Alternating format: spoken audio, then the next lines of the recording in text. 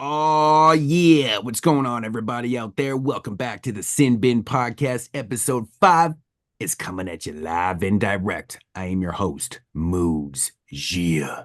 And of course, I got all my sinners up in the house with me tonight. We got the Mexicans, also known as JP. We got Mr. Yo. Saucedo, also known as Tyler.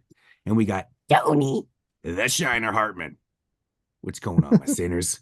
Yeah. Yo. What's up, boys? Oh, man. Chilling like a villain. Trying to stay warm. Man, I know nobody wants to hear weather talk, but shit, dude, I gotta say this. We just had like 4 straight days of rain. That's the first time we've had that much rain in like 5, 6 years here. Oh, We yeah, like we've been getting hit a lot with rain as well. it Yeah, sprinkles yeah. here and there. Like we've had none like all year. And We then had, it like, just 2 rained days for like straight. 4 straight days. It's the craziest thing. But that's good for us because BC's always on fire, and now we don't have a fire. We were supposed to be getting a fire ban this weekend, and then it just pissed all week. It's great. Nice. Fucking Oh yeah, excited. that is good shit.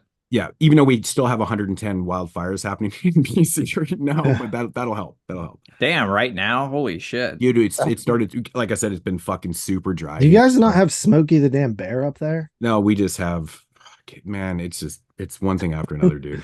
I know. We didn't I know what you're listen. saying. Yeah, those wildfires are crazy and scary, man. It's out of control here half the time. But like honestly, this is something we haven't had for like the last 5, 6 years at this time of the year. So that'll help. That'll help keep things a little bit moist. Everyone wants to hear that word moist. But It's a good word. But yeah, episode 5 here on the Sin Bin podcast. Alrighty, man. I'm excited. You guys excited? Oh yeah. Yeah. Hell yeah. Mm-hmm. It's kind of a interesting month, I guess you would say, for movies. Lineup, yeah. Yeah, it was a Yeah. little bit different this month. We got like we got some Italian goodness, we've got some documentaries, we got some 90s, I don't even know what you want to call that shit, comedy. Genreless. Yeah, I don't even know what the hell. Tarantino light. Exactly. Super light. We got Very some, light. Tarantino's super light. some D early light. 80s obscure slashers, and Tyler's I have no idea because nobody watched it but him. So That's true. It's That a is true. Japanese movie. and it wasn't because it was really fucking long, it's just no one else picked it up. So I saw the Yeah. runtime and that was like 2.5 hours long. Yeah, it was a That's long movie. Crazy, man. Crazy. Yeah. And an hour and a half making of documentary. Yeah, I didn't Oh, realize, but damn. when I was writing up the show notes tonight, I didn't realize, but it was actually from like 2001. For some reason, I just assumed it was an older film. Yeah. And I was like, oh shit, it's from 2001. Damn. So we representing some different eras here. But yeah. No doubt. Yeah, no doubt. So what is good? What's good in the hood? Anybody got Yeah. Dan's not here. Yeah. Dan's not here to apologize. Dan's not saying sorry for every 2 seconds. Yeah, yeah. Sorry that my internet sucks, and as he says, it cuts out. So At least we were able to see his face last time. that is Yeah. true. My That team's is- still alive, so that's nice. Oh, one thing that kind of happened since we last recorded was Shudder became a partner label for Vinegar Syndrome, which I thought was interesting. It definitely Tony brought up a good point that previously Shudder films that were released on Blu-ray were like $10 from, I think it was RLJ. RLJ RLJ, Entertainment, yeah. But now, being that they're more premium on VinSyn, they're like like $30. It's like what's more More than $10. What's more premium? Because the Shudder titles always had their like little floppy slipcover with the same artwork and stuff. So are they doing exclusive artwork now? Are they changing up style? Because you were getting a slip with them before. And I mean, for you guys, they were $10 up here. They were like pretty much considered like imports. So they're always like $30 here for Mhm. everything Shudder. Anything that says Shudder, it's like $30. It sucks. That's why I really don't buy a lot of them. They're too expensive for what they are.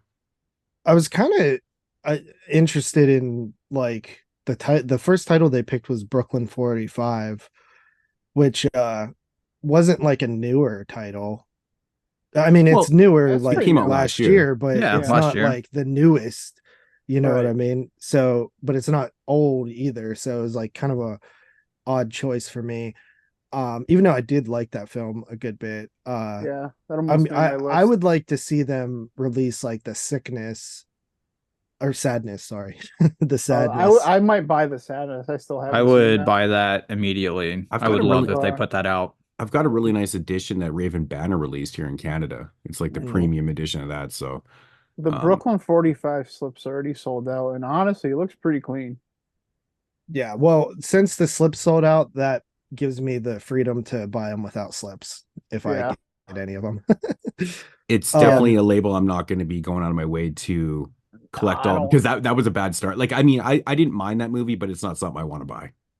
And Yeah, if it's they're not going to be something I'm releasing a paying the lot of modern premium stuff, for. I don't buy a lot of modern stuff unless it's in well, my personal everything top Shudder 10 does list is at the end of the year. modern. Well, that's what I'm Like, saying. But a couple years back, remember, it was in 2020, whatever. I had like 4 films at least that Shudder released on my top 10 I list. feel It's like they're crazy. It was a starting good to year. heat back up again. I feel like they're picking up some better films again. Like Late Night what? with the Devil, Late Night with the Devil. yeah, What was Heard the good other thing one? about the Infested movie. People The are yeah, I liking haven't that. watched it that yet. yeah, that one, the new slasher film that's from the point of view of the killer. That one's getting pretty decent reviews. What's the It name of looks that pretty one? cool. I always forget. It's In a in a violent some nature. in a In a violent violent nature. Oh, Yeah, nature. I yeah. I didn't see it It's on. like a play I on word. looked It's such a for play that on title the words other on night and I Friday the didn't 13th. It's actually not see it out on there. yet. Oh, okay, that's what. It looks It just fucking got sweet good though. reviews, like through like reviewers, like early screenings and stuff. Yeah, it looks But like he's yeah, at it least seems doing like they're something starting to different. pick up some better titles again. Um, and then what? Yeah, there was that other one too. Can't remember it. And I then there's watched like a couple more You'll coming Never out soon. Find Me on there. I mentioned that on the other show. It was okay. Yeah, it was pretty decent. I Oh, mean, that's I didn't Yellowville. hate it. It was like Late Night with the Devil for me. Like, I mean, obviously a lot of people liked it a lot more than I did, but I didn't dislike it at all. But I I mean, thought And yeah, it was if they're pretty gonna good catch for what fire we've been again, getting. you guys will be the first to hear me talking about it because it'll be, oh shit, they're finally back.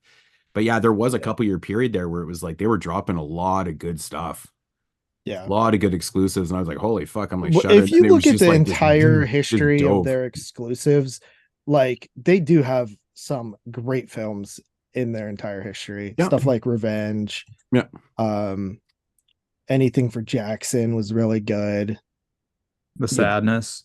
The Sadness. Yeah, they there's a.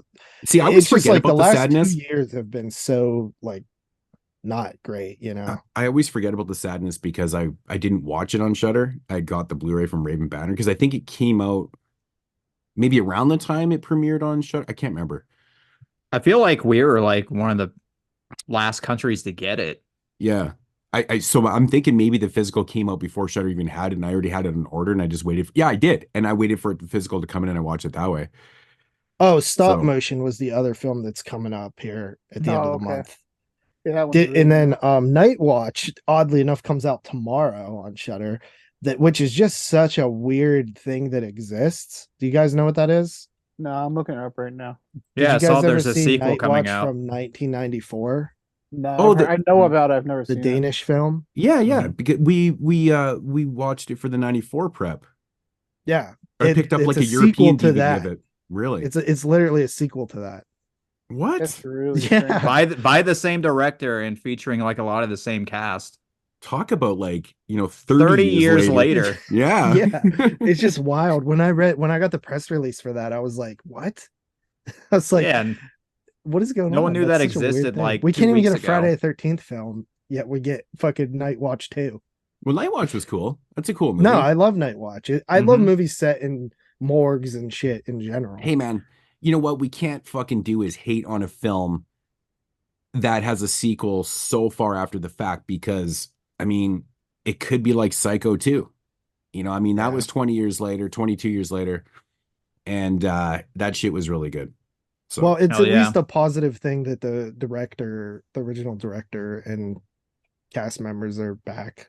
if they set it in real time, like, hey, it's 30 years later, that'll be cool. Because like that was one of the cool things they did with Psycho, was set in real time. It was like he just got Mhm. out 22 years later kind of thing. It's fucking awesome. That's the way to do it. We got the Mutilator 2 coming out this year too, right? Which I've watched already. JP's already seen Oh, it. you've seen that? Yeah, I it saw bad? it in the theater. I wouldn't say it's bad. It's weird. It's sort of like meta-y, you know what I mean? It's Kind of like about a them. Town That It's a Dreaded Sundown I've remake. never seen that, so I couldn't tell you. It's not Oh, technically a remake. It's actually a sequel to the original Yeah. film. it's It's also meta. It's really Yeah. weird. Yeah, it so is. it's basically about a group of people who are remaking the Mutilator.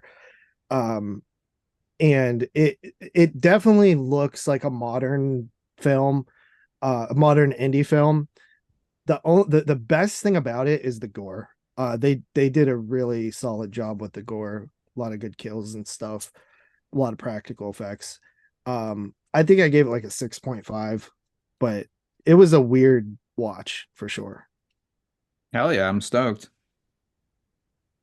I'm curious, man. Tony, it's funny you reacted like, was it bad? And that was the first thing I said too when he said he watched. I was like, was it really bad? I think Yeah, most it's people were like expecting it to be bad. I just yeah, want, everybody's expecting the worst. I know, I just want them to have, we're gonna have a good time. That's We in got- there Gotta have a good It's somewhere. like it's the most catchy fucking opening song ever. Like, it's amazing. So Yeah, I've Yeah, had like they sleepless screened nights it where that's at been stuck in my head. they screened it at get Creature Feature Weekend in Gettysburg. that's cool. Yeah, you were just there, weren't you? Yeah, last month in April. It was pretty cool. You know, I like that convention. I watched Bathtub Shark Attack in the theater again for like the third time. You got to be a supportive husband, man. Yeah, Is that your and- record for most theater watches for a single movie? dude, probably. See, I my don't cat really just climbed up go into the ceiling. I don't really go rewatch movies in the theater that Oh often. my So god. I saw it chapter 1 twice, I can tell you that. Um I've seen Sleepaway Camp like three or four times now, I think, on the big screen. I've probably seen the original Halloween like 5 or 6 times. That's I crazy. I've re- only seen that one twice.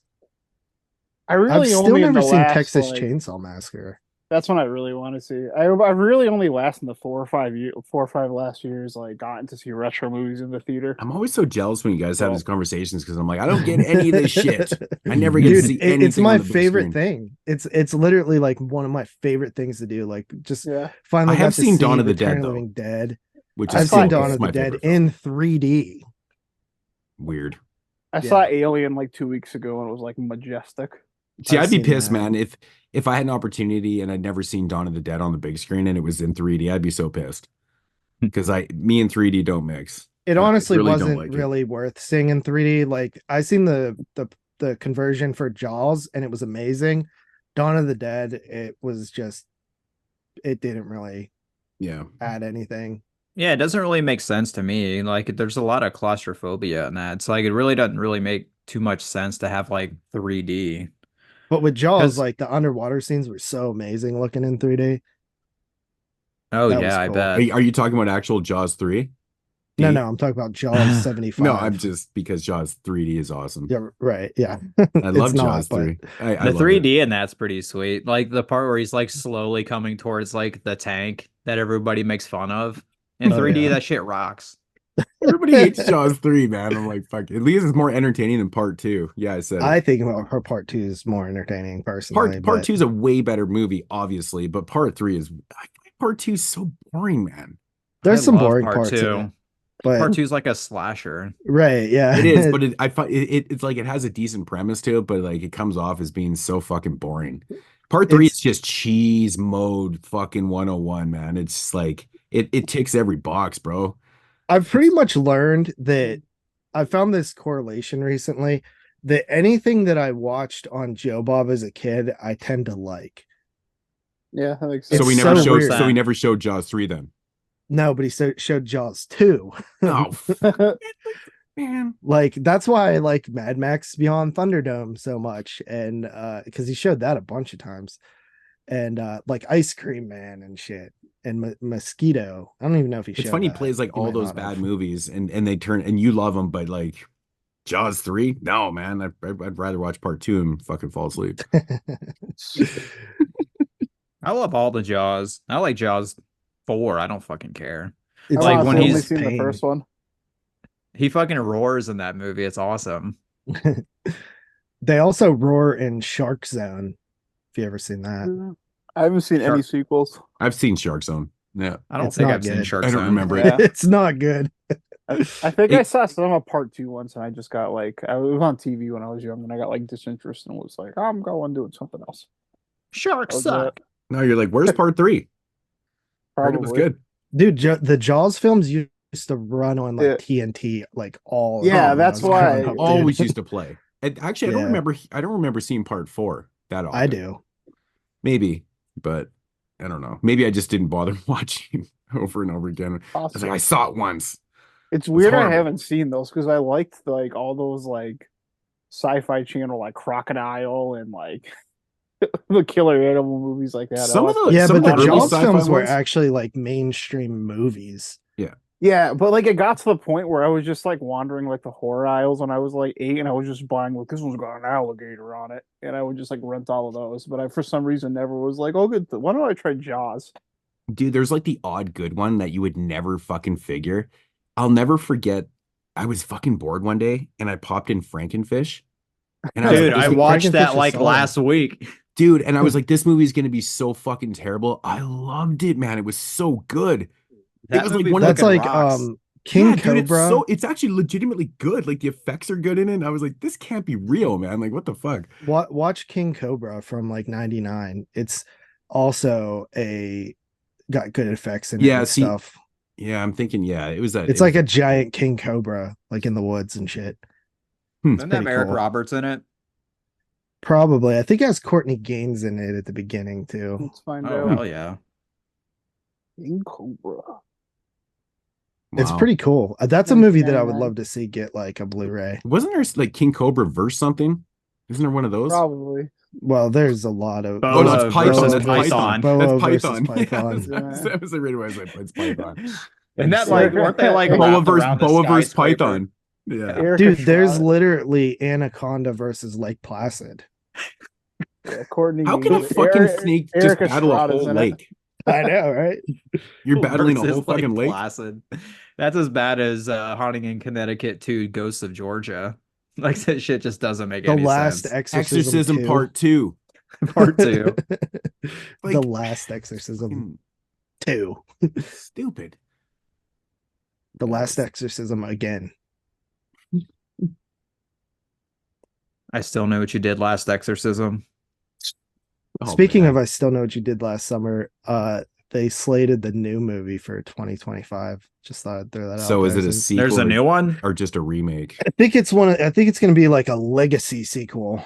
Yeah. So throw it out there and see what it gets. What the Maybe hell's a you'll get- legacy sequel? Like It's- Halloween, like how Halloween Yeah. did in The Exorcist Oh shit! So and is, Texas fucking Chainsaw. Oh, Jennifer so they're gonna Lopez make a coming back? sequel. So they're gonna make a sequel to part 1, like a legacy Well, directly I to part 1, assume they'll probably because they couldn't do include it. part 2. Yeah, Yeah.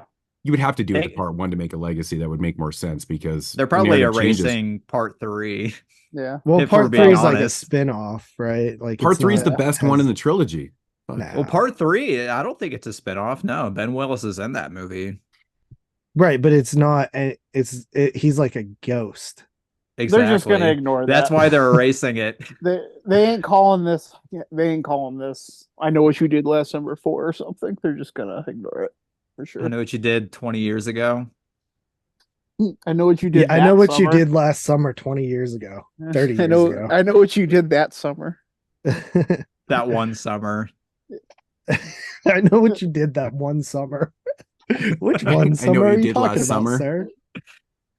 You remember Into the that shit you fall. did in I Brazil bet they that one I summer? bet they call remember it that. I know what you did. I saw you hit that fucking guy. I just have no interest. I'd I rather love watch it. part Connor's 3. down for it. I'd rather watch part 3. I'll It gladly doesn't- watch It it. So what they're doesn't gonna take a do lot for next- me to go see something in a theater. So what we're gonna get here, since Scream is rolling, they're making, well, they're not really rolling anymore. They're kind of shit in the bed. But so we're gonna get a legacy sequel to I Know What You Did Last Summer. Yeah. What are they going to do next? They're going to make a legacy sequel to Urban Legend. You got to do it. Is there I hope something Because that's so. more of a It's franchise? that whole frame. It's that whole time frame, right? It was like, I know what you did is there last another summer, Scream, Oh yeah, Urban Legend. They were all kind of like I'm on actually this, kind of surprised they've never dipped their toe back into that series. because the second one, I mean, it's a sequel, but I can't remember I the like the names. second one more than the first one. The second one's No. awesome, but it's like the third one again just completely like killed the entire franchise. That The thing third though one is is the so third bad. the third one's Yeah, I like remember the third one completely being terrible. unrelated. I can't remember. Dude, Is I the don't know first one why. I related to the really first? Is there no, characters it's that run good. over? I don't I've think seen the so. third No, one I'd probably so more than they any they of the could other do a ones. legacy, like, and just fit that movie Yeah. in there. The third Well, one is a there- complete spin-off. The problem with doing a legacy with Rebecca that is Gayhart's I in just part don't two. think anybody I don't even know a name of any of the characters in that movie. Yeah. Is there anything that like also was a franchise around these times, or maybe even like the 2000s? Final Destination's getting a new one. Yeah, yeah. We'll It's keep that literally running part for. 6, though. Yeah. Yeah, but it seems like the story is like it sounds like a prequel or something. Well, I mean, it's still an original franchise. Whatever, you could just parse Yeah, it's yeah. the prequel. I mean, honestly, you can just set that shit anytime you want. At this Dude, point, who I will cares? literally take a new Final Destination every year and be happy. That's what they're gonna do with Wrong Turn. Those They're gonna make a are prequel to that shit, like a real prequel. Because I think part Final 4 was some Destination, prequel, right? like Wasn't it? makes really Yeah, good Bloody Mhm. sequels. Beginnings. Like the framework of Final Destination is really good for sequels. Hell yeah, it is. Yeah, Yeah, that's why I think 100%. It only that's why has one. Saw I think works so well too. It's just like it's the perfect framework. Yeah, part 4 was The Mist, though. The Mist.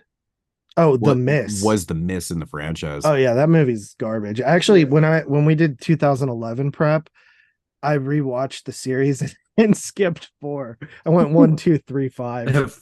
4 is so fucking It's so bad. crazy though. Like part 4 is so terrible, but then they redeem themselves so good With on part 5. 5 because they Yeah. not Yeah, only part like 5's made a good solid. movie, they changed the rules that actually were fucking cool. Like Yeah. it And made a lot of introducing sense. like a human killer element was really fucking awesome. Yeah, That's what I he thought, was Yeah. and saying. that's why I was so shocked in like how well received part 5 was, that it just ended there. Like they Plus, just didn't do anything the after. It ending was crazy. so like surprising, but Yeah. then it made Yeah. total sense once you realize like all the clues throughout. Yeah, Yeah. it was really fun Right. going back to watch that a second time. Yeah, and Yeah. it needs a second watch, really. Yeah. So, but Oh wait, we're franchise. not doing 22 shots. No, that was tangents and tangents, right? You guys remember that part in Final Destination 4 when that like girl's like foot gets stuck in the escalator and she just immediately starts squirting blood out of her mouth? Yeah. That I shit remember is the so guy's fucking that. funny. butthole I getting haven't seen stuck that in the Dude, that's pool. so bad. Yeah, That I is remember. literally- That's the part I remember. The guy getting stuck, like his spine, like ripped out through his asshole in the pool. That was pretty So sweet. And then like the racist guy like burning on a cross down like a street or some shit. Oh, my yeah. God, Right. dude, yeah. Oh, shit, I forgot about that. Maybe I should rewatch that haven't movie. seen yet. I haven't Yeah, seen maybe it we in need theaters. to give out one another watch. Yeah, the only kill from the beginning I remember is like the girl getting wrecked by the tire. Like I don't even remember all like the. I just remember the CG being like so garbage for Mhm. that scene. Yeah, Mhm. I haven't seen it since like the night it played the Oh. opening night of theaters. When we did the franchise on 22 shots is the last time I That's watched the any of first and them. only time I'd seen it. Oh, I'd seen it. Yeah, I'd seen it before I that. only saw it at the theater the one time. Next time Yeah. will be probably not 3D and it'll be probably even worse. Oh yeah.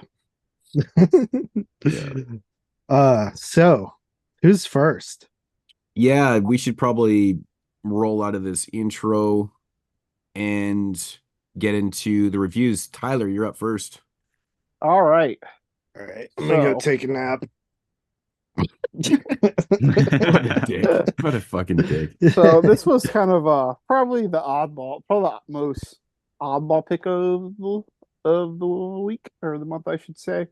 And my film was the film movie released this month of All About Lily Choo, directed by whose name is Shunji Aiwa.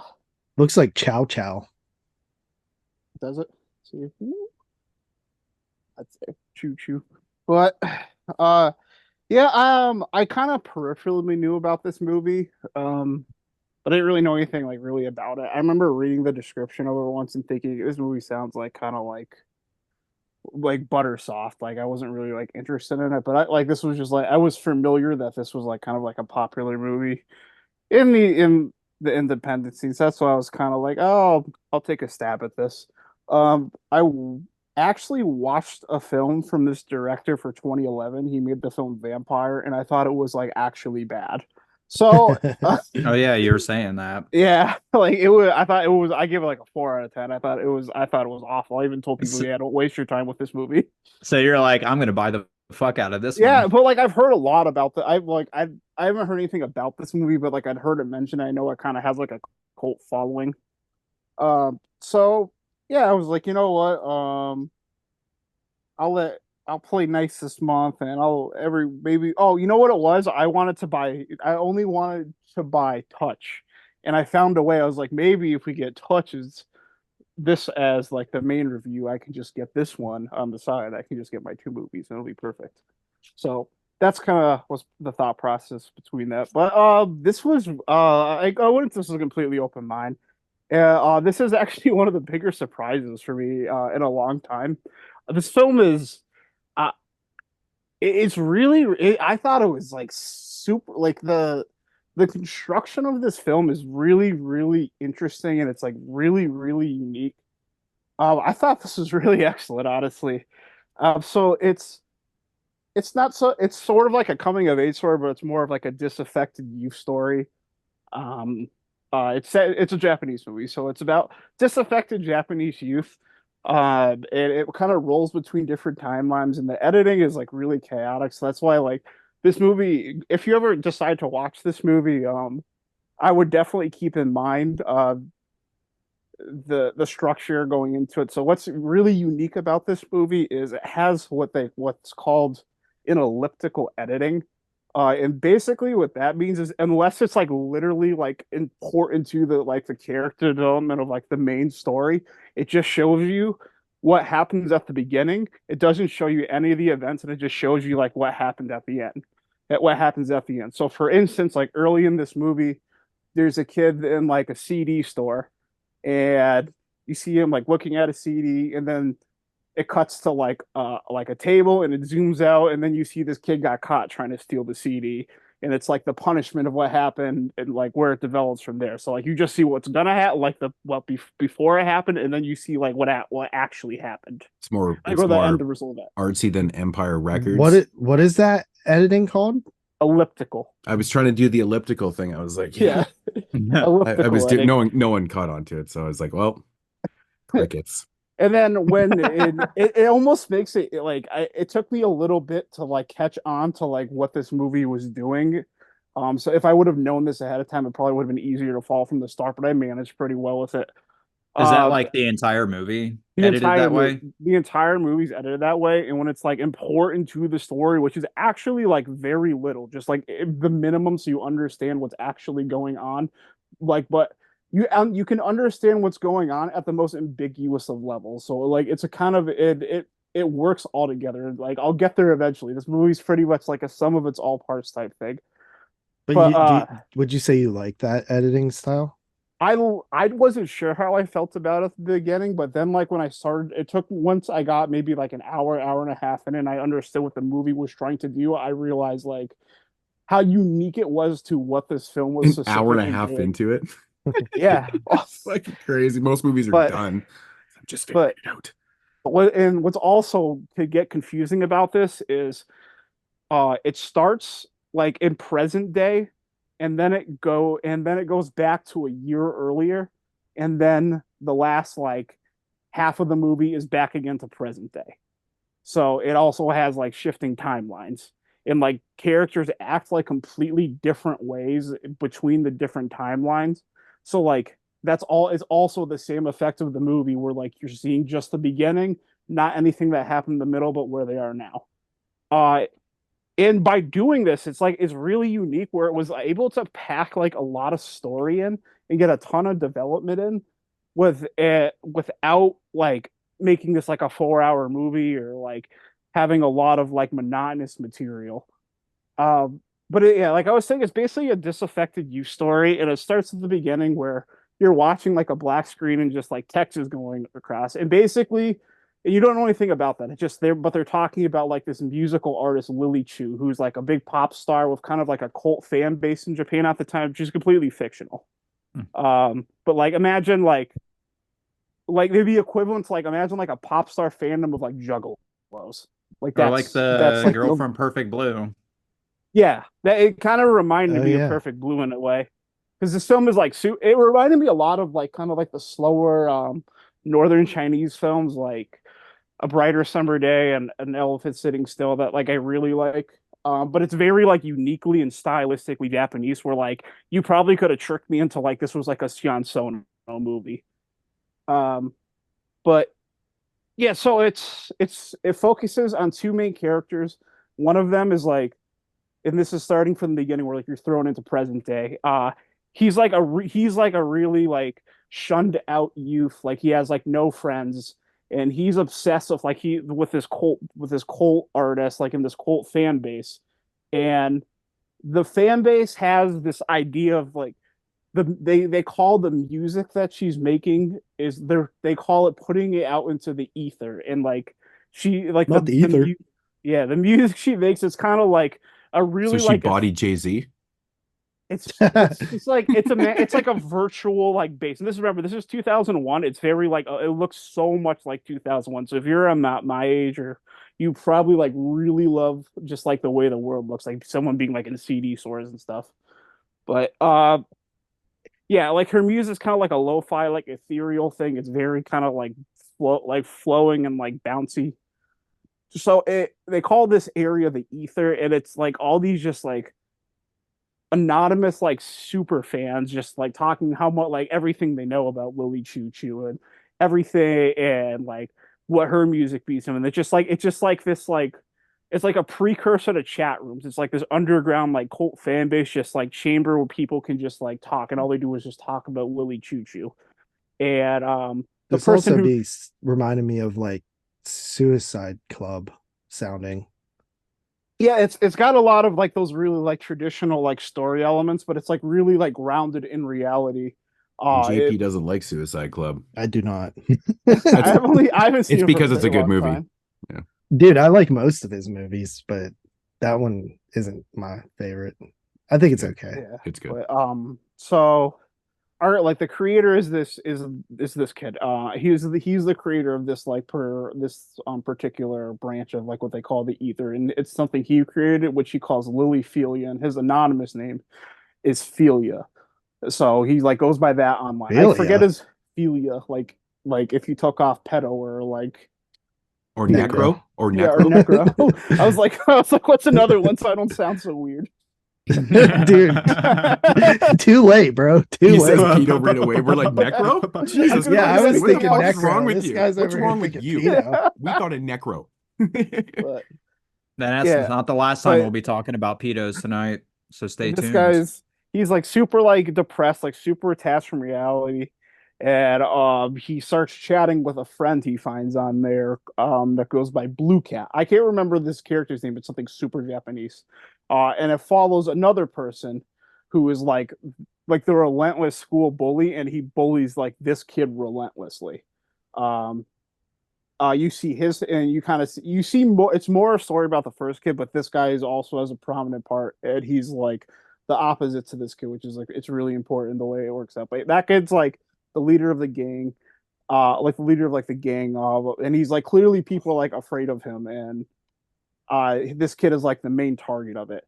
So then after you're kind of introduced that like this is what this kid is, that's when you figure it out too, because you see like this is the kid that gets like caught stealing the CD, and then you see about this is about 25 minutes, and you see that your first confrontation with this gang. I'm not gonna like say anything other than this specifically what happens in this movie as far as like plot elements, but this movie gets extremely heavy, extremely dark, and this is like at the beginning scale of things. And in this like scene, they like beat the shit out of the kid, and make him like masturbate in front of him and throw rocks at him at the same time and just like humiliate him. It's like What they make him masturbate? so like they beat the shit out. So they beat the shit out of the kid. This is like the super fan, like the lonely kid. Yeah. And then to like humiliate him, they'll like take off your pants and they make him sit there and they make him masturbate while they throw rocks at him, and they're not going to stop until he comes. Like they just like humiliate him. That's a weird technique for bullying. Like just say that's that. that's I how don't know dark. how anybody could possibly get off if you have rocks being thrown at That's you. the point of it. Like he obviously can. The Oh kid's yeah, because it scared. goes on. Yeah, Well, I forever. feel like just- that would be better, right? Yeah, they're just like humiliating him. And they're Dude. just- yeah. Well, maybe if they give him some sandpaper, some 80 grit, he could go to Yeah. town on himself. That's always good for feeling. So that's 25 minutes in. There's still 2 hours of this movie, and that's like a 4 on the scale of like how like sad and like heavy this movie gets. So you kind of see this timeline of him like really like of him like in the present day where like he's really detached and like really lonely and like he becomes friends with this like blue cat character. And that's like his solace. He just talks to him in like this is like ether all day, and then it cuts back to a year earlier where you're introduced to the bully and this kid in the same classroom. And at the beginning, like he's like a normal social kid, and there's like kids in the gang in that bully's gang, and he's like best friends with the bully. And you find out that he went over, then that bully like invited him to his house, like, and he's the one who showed him this like Lily Chou fandom where he got sucked into. So like it's almost like has like an irreversible type effect where you see like the trauma and then like you go backwards and then you see like what happened before it. So it was really interesting the way it flowed like that. And then you just see this story where they develop and they go on vacation together, and that character has like the bully has a near death experience, and then I'm not gonna like, and that kind of changes him. Like you see going forward, them on vacation together is just like it's showing you like that even just like like less than a year ago, he just had like this sense of normalcy. Like they were hanging out with girls, like he had a friend group, they were out doing stuff, and he was like good friends with this guy. So then you never see what happens that develops from like the time like that dude has like 2 near death experiences. He has 2. First one, he gets like a fish, some dangerous fish like flies out the water and then almost like kills him. And then he has like a drowning incident. But you never see what happens in between. It goes back into present time. And then like it's just more of this it's just more of this story of like these 2 guys pass cross and like him getting like relentlessly bullied by the gang. Him like unwillingly getting dragged and becoming a part of the gang. This gang's doing like other things. Like there's basically there's a girl they're like paying to be like a sugar daddy, then everyone starts like trying to give her money like a whore. There's like eventually like this character, like the sad character, like starts to develop like a sort of friendship with a girl that someone else in the gang has their eye on, and like something horrible happens because of that. And then the last hour of this movie is just like pure like unrelenting like tragedy. And this movie was like an entire vibe. The thing that makes it, when I was talking about the editing where it's able to have like this like very narrow like a storyline and all this really interesting editing to add in like all these details without like bogging down the runtime, which sounds ridiculous to say because this movie's 2.5 hours long, but it just like flowed so seamlessly. And in between like all these scenes as they're occurring, you're seeing just like random messages from people talking in the aether. Like you see messages of just the like Blue Cat and Ophelia talking to the aether and developing like their friendship like that. So it's able to like pack in a lot of like this open space with these with like these really interesting anecdotes. The way this is shot is like really is all on a handheld camera. It was like one of the first like cinematic seriously digital cameras. They use like super cheap lighting, so you have these sometimes you have a lot of natural lighting in this movie. Sometimes you have shots like when I was talking about that bully scene, is they literally just put a flashlight like on the camera, and it gives like this whole scene this like harsh like overexposed lighting that just like really like fits the move. And it's just like it's the way it's like chaotic but so like seamlessly placed together. It's just like it does create this effect of like an ether where there's all these things and experiences happening that like also make up this one kid's story. And it's like it's really interesting. It took me like a little bit to like really understand what the movie was doing, so I can definitely see like people really Is like it not like is it linear it's like it's or got does so it? it is it's for the most part it's linear. You have like they do the elliptical thing like for the main storyline at the beginning too, because they have present day for like 35-40 minutes, and then they go back in time a year for another 40 minutes or so, and then the last half of the movie is present time till the end Oh, of the okay. movie. So yeah, and it eventually culminates where um where Blue Cat and Ophelia are gonna meet up at a Lily Choo concert.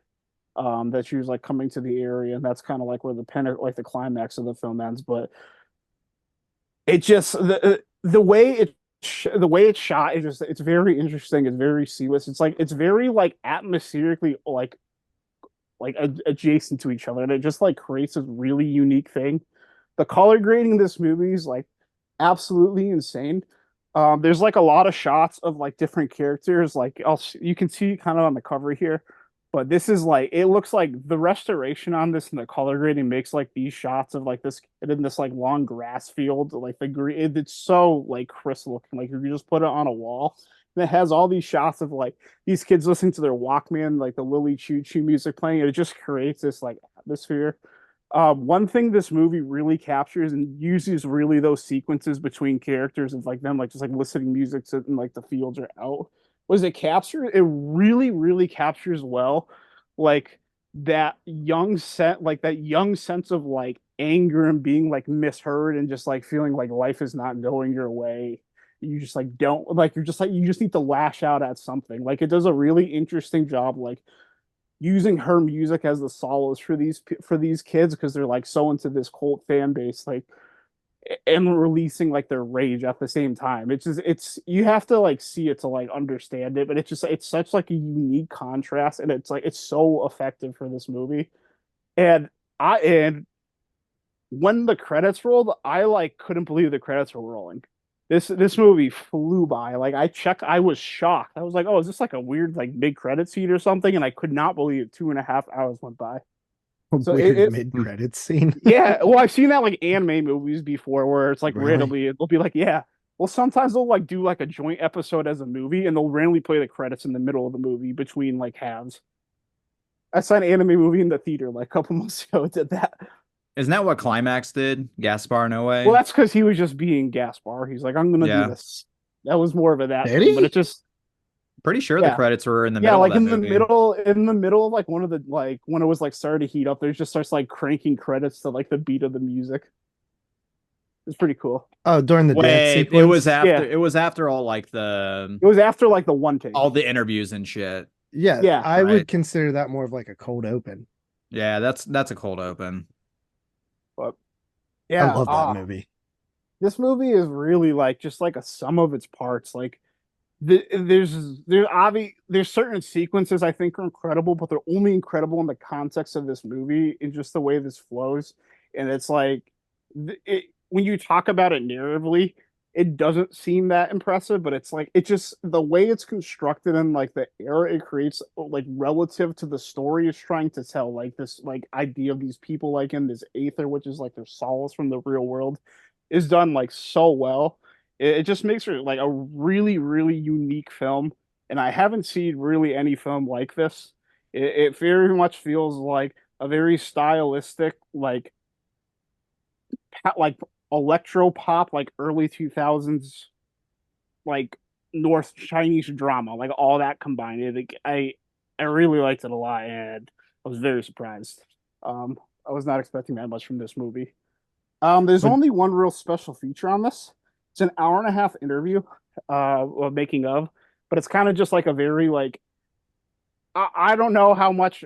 Maybe someone would get more of it than I did, and it is kind of like you see real shots from on set and stuff, but it's almost like made as like someone's like video diary, and it's not real. It's more of like an art piece. It's not really that, and it's almost like constructed like the movie too, not like editing wise, but with like using the music, and like the text. And I don't know how strongly I felt about that, about it. The story behind this is really interesting. It was actually like a digital novel that the director posted in like 2000 or something, or 2001 on the internet, where it's just like all these like things about Lily Chu and like news stories, and like it was like a mystery about like this thing that happened at a Lily Chu concert, which is the thing that happens in the movie. And it was like just like letting people roam and create their own ether and go from there. It was some like kind of crazy Japanese phenomena. So it is really cool how this like became a movie and how it was able to illustrate like what story this guy was able to tell that way. But I didn't think the making of was that impressive. So it's like Um, it kind of like created like this folklore yeah, it's before. like Yeah, he Like created Blair like this Witch whole. style. he like created this like weird like fictional like Yeah, pop star in this story around, and like give you all this well, info that's and pretty this like cool. yeah, it was like basically a novel that was like made as a website. Right. Um, and it was called Lilyphilia, I But believe. like to I have think. people catch on to that shit to the point where you're like, fuck, I'm gonna make a feature out of this. It's pretty cool, man. Yeah, like it was. I was like surprised. Like wow, like I'm just like it was really interesting to me that people are getting together like that. I don't know exactly when AOL Instant Messenger came out, but this almost seems like would have came out at the same It time, or was like an probably early around there. yeah, or like an early precursor. So I think it was just like a really cool thing for these people to like interact with like anonymous people on the internet and like almost like play a game where you're solving this mystery and people are interpreting the information a different way. And I thought it just worked really great as a film. It's really like it's pretty emotionally heavy. It's a bit of a challenging film, but I think like if you know what the film is trying to achieve, and like you can just follow that editing going in, it's a lot easier to decipher. But it really worked for me, and I really really like this movie. Um, cool. What would you rate it? I'm gonna give All About Lily Choo Choo a 10 out of 10. What the fuck? Holy shit. Dude, So this you're guy saying gives. we fucked up by not picking it up? I'm You've saying given like I what, 15 of those in Well, your I'll catch entire it on the life? next sale. It won't be this sale, but it'll be a sale soon. I'm 'Cause saying you know this that shit ain't movie. selling out. It's actually well, oh yeah, there's like 300 something standard left and like 180 slip left on like an Oh 1,000 run, I shit. think. Well, what was it limited to? 1,000, I think. On both?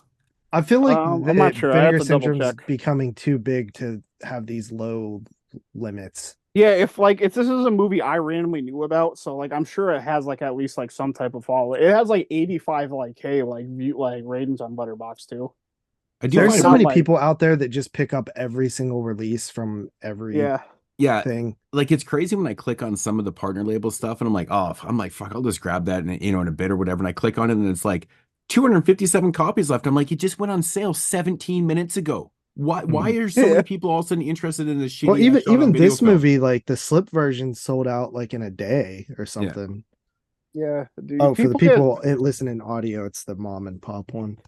Um, that's interesting, Tyler, that it's a 10. Interesting. Okay, let me ask you I've this. never Would actually I heard him like give a it? 10 before. what's that? Would I like it? Mm-mm. It's definitely a case by case thing. I think you would like. I think you might like it more knowing like what's going into it, and I think like you might relate to it because I know you like the disaffected youth movies. I do. I do. So But I also get really I have an issue with like bullying whenever like the kid who's getting bullied just takes it. It like drives me nuts. yeah, well, So this kid just takes it, but like But it, like If- it's like, but in like most situations, it's like 4-on-1, and they're all bigger than I him, don't and give a he's fuck. yeah, like it's Yeah, sorry, I'm not masturbating while getting rocks thrown at me. Yeah, dude, I'll be you're dead gonna have before to that kill me. happens. You're gonna have to kill me, bro. like I'm just like the movie gets way darker and heavier, and like that's where we're starting at the 25-minute mark. And there's 2 more hours. Yeah, that's just the tip Wow, of the one of penis. the- interesting. I mean, it did sound interesting. I'm not gonna lie. It's one of the most unique movies I've ever seen, and it just I've like since I've watched it, I just keep thinking about it, and I keep thinking about like the gut punch moments, and I just like keep like there's like I just like I can't think of anything other than maybe it might be a little bit like information overload, and it might be like it might be almost frustrating to follow if you don't know like what you're looking for. That's like the most I can knock because I can see people just never being able to follow this movie. So this It movie just- is not made for today's youth. Bro, definitely not. Definitely not. The This is- goldfish-minded people that I can't think a keep lot of attention people for in fucking Japan- 2 I have minutes. trouble. I think it's probably made like really uniquely for Japanese people, to be honest. And I think that's why a lot of people would maybe feel cold to it that aren't like familiar with these types of like Asian dramas and just like what this movie like that this movie is like trying to achieve something. It's not just like trying to be fancy and edit. Like it's not just like I'm gonna do this thing. Like there's like a very like real point to it. And it's trying to create an atmosphere, and that might not work for some people, but it really worked for me. And I think just like the sum of like all the parts of this movie working together really creates just like one of the most unique things I've ever seen. Cool. Interesting. I'm like completely blown away by this because I never expected to hear a 10 out of your mouth. Yeah, So- I definitely didn't expect it when I thought this. Wow. Especially like his first, like that movie I watched in 2011. I swear I did not like it, and it doesn't seem like that one like is that well received either. Like I thought that movie was like bad, but he very clearly like had more money and like a much bigger production to make this movie opposed to the other one. Right. Well, I mean, it sounds interesting. I mean, it sounds like something I would dig. I'm just, the runtime is crazy, but you said it rips by. So, I mean, I got How really long is into it. It's just under 2.5 hours. It's on Tubi.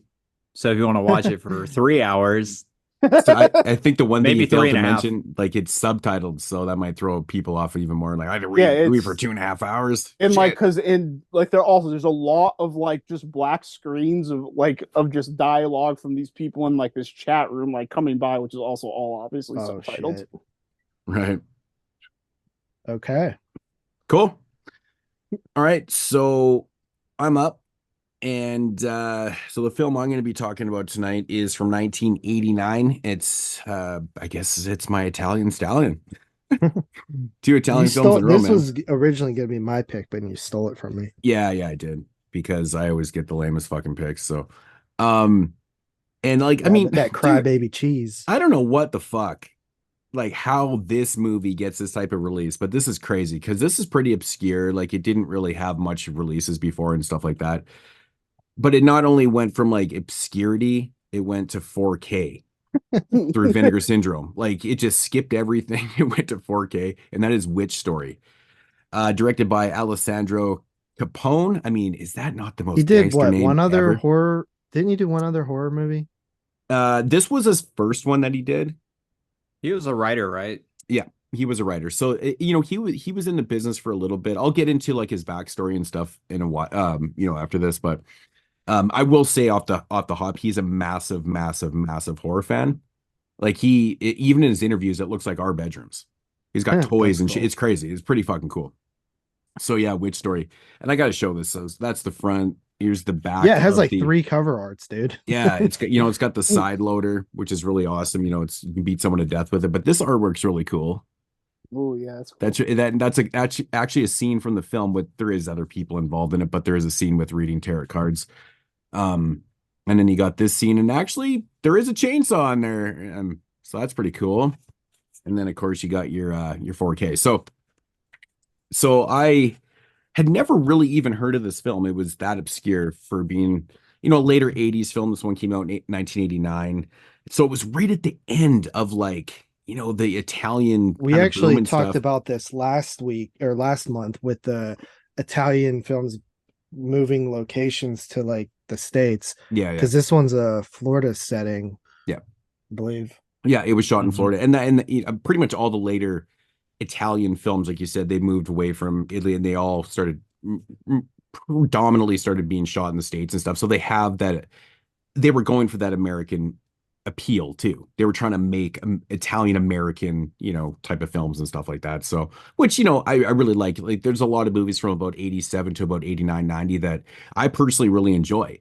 I Mhm. think there's a lot of good stuff in there. And, like we've mentioned before, the reason why the Italian films just hit fucking rock bottom at this time wasn't so much due to, the quality of the films and stuff. It was more due to TV and the accessibility of nobody just had interest of going to see the movies in the theater. So they were tanking. and everything was moving towards TV, and they were producing all the stuff for TV, and people could sit at home and watch TV movies and shit like that. And then it just fucking the floor fell out. And it literally just collapsed. Like Sauvé was one of the last people really to like make a kind of a decent budget film in 1994, trying to kind of save that shit. But then even after that was a failure with Cemetery Man, De La Morte, he went into TV and just, that was his fucking career. That's where all the money is. So, and he talks about this shit. It's on multiple interviews and stuff. But anyways, Witch Story, getting into the synopsis of the film, it basically opens up with like a prologue scene. It's got, it's got this woman. She's a mom. She's got like a little daughter. And at first, this was the most off-putting thing to me. And right at the beginning of the film was, I originally thought that the scene I was watching was going to be set like in the 1400s, because she's a witch, and we got this angry town mob, and we can't have this, we can't have witches in our area, so we need to burn her. And so this happens, right? So anyways, this angry mob comes in, basically stabs up the mom with a pitchfork and straps her to a tree, lights her on fire, and kills the witch. And then we get this really, really bizarre scene where she kind of like comes to after she dies, and her daughter, who is still alive, she jumps out the window and essentially like kind of kills herself. It's fucking bizarre. And then we get this really cheesy kind of transition where the screen kind of rips apart, and it goes to modern day. And that was a sick transition. Yeah, dude, I was like, that's awesome. So the header says right on the screen, it says 50 years later, and I went, whoa, what? Whoa. I'm like, I completely missed that. I thought it was like the 1500s this whole time. Yeah. That's hilarious. Dude, so it said 50 years later, and I literally went, whoa. And in my notes, I'm like, so they were fucking burning people thinking they're witches in the 1930s? Because if you put this into retrospect, like, this is 1989. This was 1939. An angry mob tied up a mom, stabbed her with a pitchfork, and burnt her. Yeah, literal torches and pitchforks, like we're watching like Frankenstein. Yeah, it was fucking brutal. And this kid like goes out and kills her. It was crazy. So it jumps 50 years in later. fucking Florida.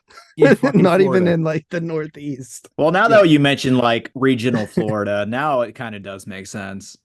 That is true. Things happen in Florida. There's actually a really crazy story to do with the filming and the location in Florida having to do with this film. It's actually, I'll get into it.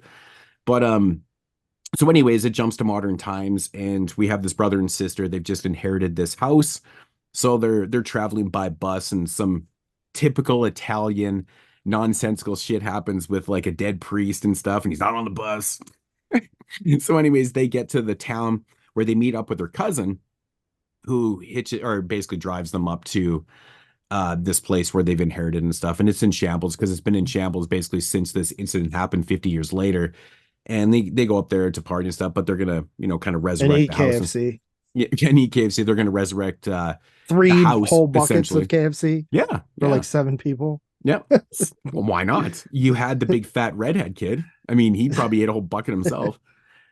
Speaking of like late 80s Italian movies with KFC, Night Killer by Claudio Fragasso has a lot of good KFC scenes in that one as well. Yeah, so I'm starting to think, okay, this was actually a thing I was going to bring up in my review, but I'll get to it. But so anyways, they get to this house, and they're going to fix it up and stuff like that. And obviously there's some type of evil there. And the cool thing about this movie, where it turns to, it's like, it's got a different type of possession narrative to it, where it's not just necessarily the mother, the witch that was burnt, that is what she's technically possessing people to do shit and stuff like that, but she uses her daughter to actually, like, her daughter can physically talk to people. Like, people can see her. She looks like she's a physical being, and people can have conversations with her and stuff. But in the narrative, how they wrote it was the mother can't just directly kind of attack people. She needs her daughter to kind of bring him to her and stuff. It gets a little bit nonsensical with that anyways, but I thought that was kind of a cool premise in there, where she couldn't do it herself. She needed her daughter, and that's why her daughter kept showing up and having these conversations with people, which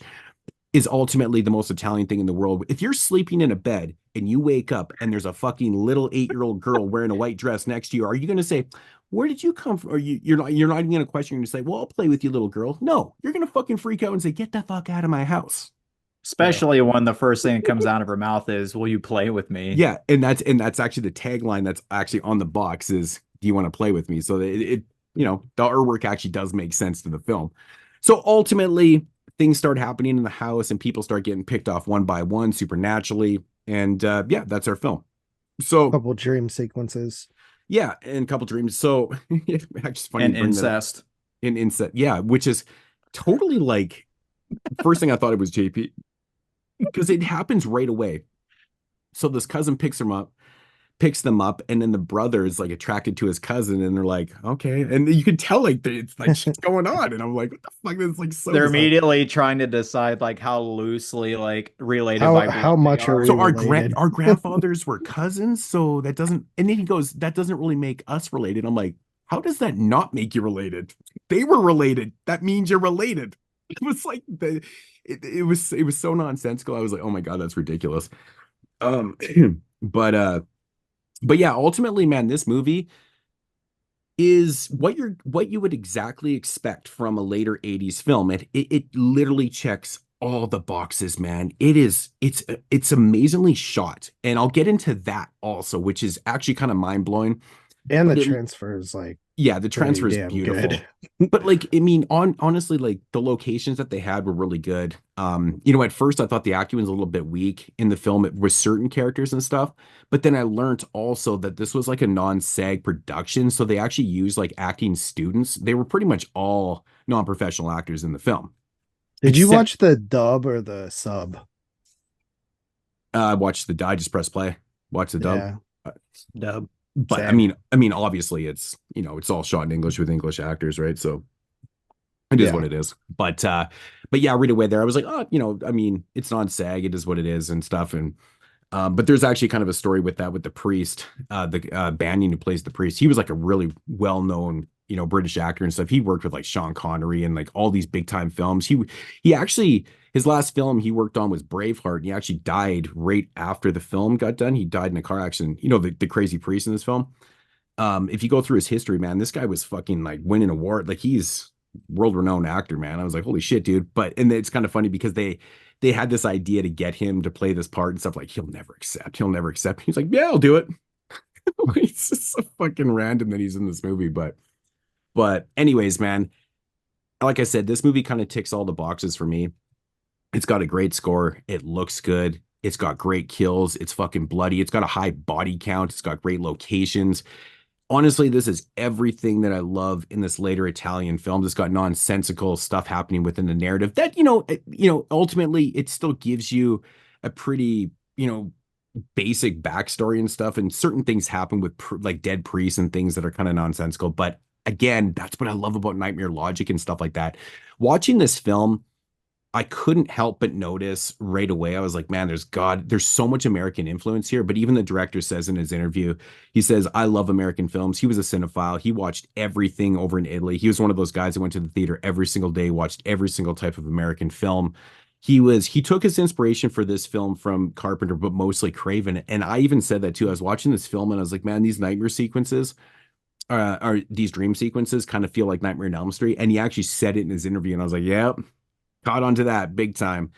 He took certain elements from films and things like that. There's a really fucking great kill in this film that's very nonsensical. And he actually even talks about it. He's like, you're going to get those fucking people out there that say the chainsaw's not going to work under the water. But the rest of us that are watching the film are going, who fucking cares? It's an amazing kill. Right. And that's the type of shit that we're getting here. But I was really kind of taken back by how high the body count was in this. There's like, if you count the prologue with the 2 deaths and, the main story, there's like 11 deaths in this movie. Somebody dies The cast twice. is huge. So, and they don't do with like, some other slashes do where they have so many survivors. Like, honestly, man, people just get done in this one. But one of the cool things about this movie I thought was really interesting is that it doesn't play out how you think it's going to play out. Certain characters die early in the film who you think might be in the final stages or the third act. There's one particular person that dies, and I was like, and he dies probably one of the most brutal deaths, and he dies right away, and you're like, holy fuck, that's fucking nuts. And then you have like these crazy possessions that are happening to these people, and like there's so much going on in this film. I thoroughly loved this movie. This is what I love in Italian cinema, man. This is absolutely a great fucking movie. And I couldn't help but notice, with a lot of, you brought up the Claudio Fragasso thing with Night Killer and stuff, like, KFC. So I was wondering to myself, because I always notice shit like this because I love product placements in film, and I always bring it up in reviews because I always find it fascinating, because if they actually had endorsements or people, because there's so much product placement in this film. I was wondering if that was part of like how they paid for this, because literally there's a scene where there's like buckets of KFC, they're drinking Budweiser, there's Burger King, there's Ruffles, there's Lay's, there's Coca-Cola, there's Diet Coke, there's Yeah, they even have Cheerios, there's like Burger King Tropicana. crowns on their head. Yeah, there's Tropicana, there's Coffee Mate, there's Doritos. I'm like, these are some major fucking players in food. And I'm like, generally you would have to have those endorsements, have to have those products in there, or else you can't use them. And I'm like, really? That's a lot. Because you don't see that in a lot of movies where you have that many big things, like KFC and Burger King alone is huge. But like to have Doritos, Ruffles, and Lay's, like these are the biggest chip companies around. And I was like, this is fucking nuts. Like Cheerios, I was like, this is nuts. So I thought that was really interesting to kind of know. But Gotta get that funding somehow. I'm thinking so, because obviously you couldn't just put all that shit in there without getting, you got to censor that shit out. So, I mean, you ever watch movies where you can see the censors? You ever, yeah, I've seen that. Oh, you ever see like a TV show or something where like, they'll reach for a can of Sprite and it'll say soda on it, but it's like very clearly Sprite. Yeah. Yeah. But I wonder, usually you can tell if it's like product placement by the end credits, which I didn't pay attention to. I didn't watch all the usually credits. They will credit the company, right? Good point. The beer company or KFC or whatever. But usually, if it's product placement. But I'm just thinking though, man, because like this, this played theatrical in Italy, so I'm wondering if it doesn't matter that these are American I have no idea how that works. Yeah, I mean, it could be. It also, who knows if the people at KFC ever even would be aware that this exists, But it's just funny to go out of your way and put that many big products in there. It's like they weren't using low key, like, no name shit. They were using the biggest fucking products known out there. Yeah. That's pretty cool. But yeah, it's like an interesting note. But I personally love that shit. It's like when you're watching a movie, if someone's in a bedroom, I'm always looking on the wall for posters. Like I'm always finding like cool shit in people's walls. Like I always find those type of anecdotes super cool with filmmakers, where they'll put shit in the film on purpose and stuff. But yeah, character wise in the film, it's very much written like a cliched, 80s slasher film. But the characters are good here. Like they're all kind of fun. You have the comic relief guy. He's like the fat redheaded dude that eats too much and shit. And his death it plays right into his death, which is actually kind of brutal. Death by butcher knife, man, it's fucking brutal. But so you have this brother and sister, and the sister seems like she's pretty strong. The brother seems like he's kind of strong, but he's also lost his mind because his parents just died and stuff like that, and he's having a hard time dealing with it. You have like this really dorky dude. You got the token black girl. You have to have the token black girl and the token black person in every fucking 80s slasher film, I swear to God. You got the bimbo blonde who pulls this ridiculous stripper scene while they're eating KFC and drinking Budweiser. She just gets up on the That's like the most American thing I've ever heard. Yeah, dude. And like it's the scene out of left field. You're like, oh my God, it's so ridiculous. But yeah, pretty much all the characters are represented, but it's not even a bad thing for me. I like to see that shit. It's cliche, but it also works if the characters are fun and decent to listen to. And I found all the characters to be all right. Even, the Chachi boyfriend of the blonde, he was okay. But she did him in right with the headlights. So, and that's actually kind of the cool thing about this film. Like you got like multiple kind of killers happening because of the possession and stuff. It's kind of neat. But there's always something happening. There's never any downtime. This one runs close to 100 minutes. But for me, it doesn't drag at all. I think it's really cool. But then, just when you think it's kind of over, it has this really great epic epilogue in the film where, this whole story takes place in like September, and then it jumps to like Halloween right at the end of the film, and then something happens. You're like, fuck yeah. It's fucking awesome, dude. So increase the body count kind of thing. But yeah, I mean, awesome, dude. Like I love watching slasher films that have high body counts like this. Ticks all the boxes for me. Really, really fun fucking movie, man. I don't want to give away all the kills and shit, but I'm gonna say the one with the chainsaw. had me giggling a little bit. I was like, damn, dude, I don't think I've ever seen that kill before, so I thought that was pretty cool. But even Alessandro Capone, he even said, like, the reason why I went and saw the night or all the Friday the 13th films, in the 80s was to see how they were going to die next. He's like, that's what we all did. He's like, that was why there's such a high body count in this film. That's why there were so many different types of deaths and stuff. And like, it made a lot of sense. So The pretty cool. setup to that chainsaw kill is actually really sweet too. Yeah. Like how the dude was literally thrown through a second story wall, not a window. He got thrown through the wall to the dude, outside I have into that noted. a pool. I have that noted. I said, I don't think I've ever seen anyone get thrown through a wall to the outside of a house. Like, it was the craziest thing. It's fucking awesome. But yeah, pretty good stuff. Such a fun movie. Really, really fun. I was really taken back by this. I was expecting kind of like a standardized thing. Like, there's a lot of movies that came out this time. We're going to be getting the box set, the Houses of Doom box set, and all those films are kind of similar like this. But this one might be the best of those four, or out of the five I like films. that even right away from the beginning, like with just the angry pitchfork mob, like how it was shot and stuff. Like, I'm like, this is pretty cool looking. I also really enjoyed it. I thought it was really fun. It felt like actually like really American for for an Italian movie, you know what I mean? It felt like Had a very bunch of good pop and it songs, makes too. sense based on what you said about the director watching a lot of American cinema. Yeah, But he loved American cinema, man. I'll just jump into the features here.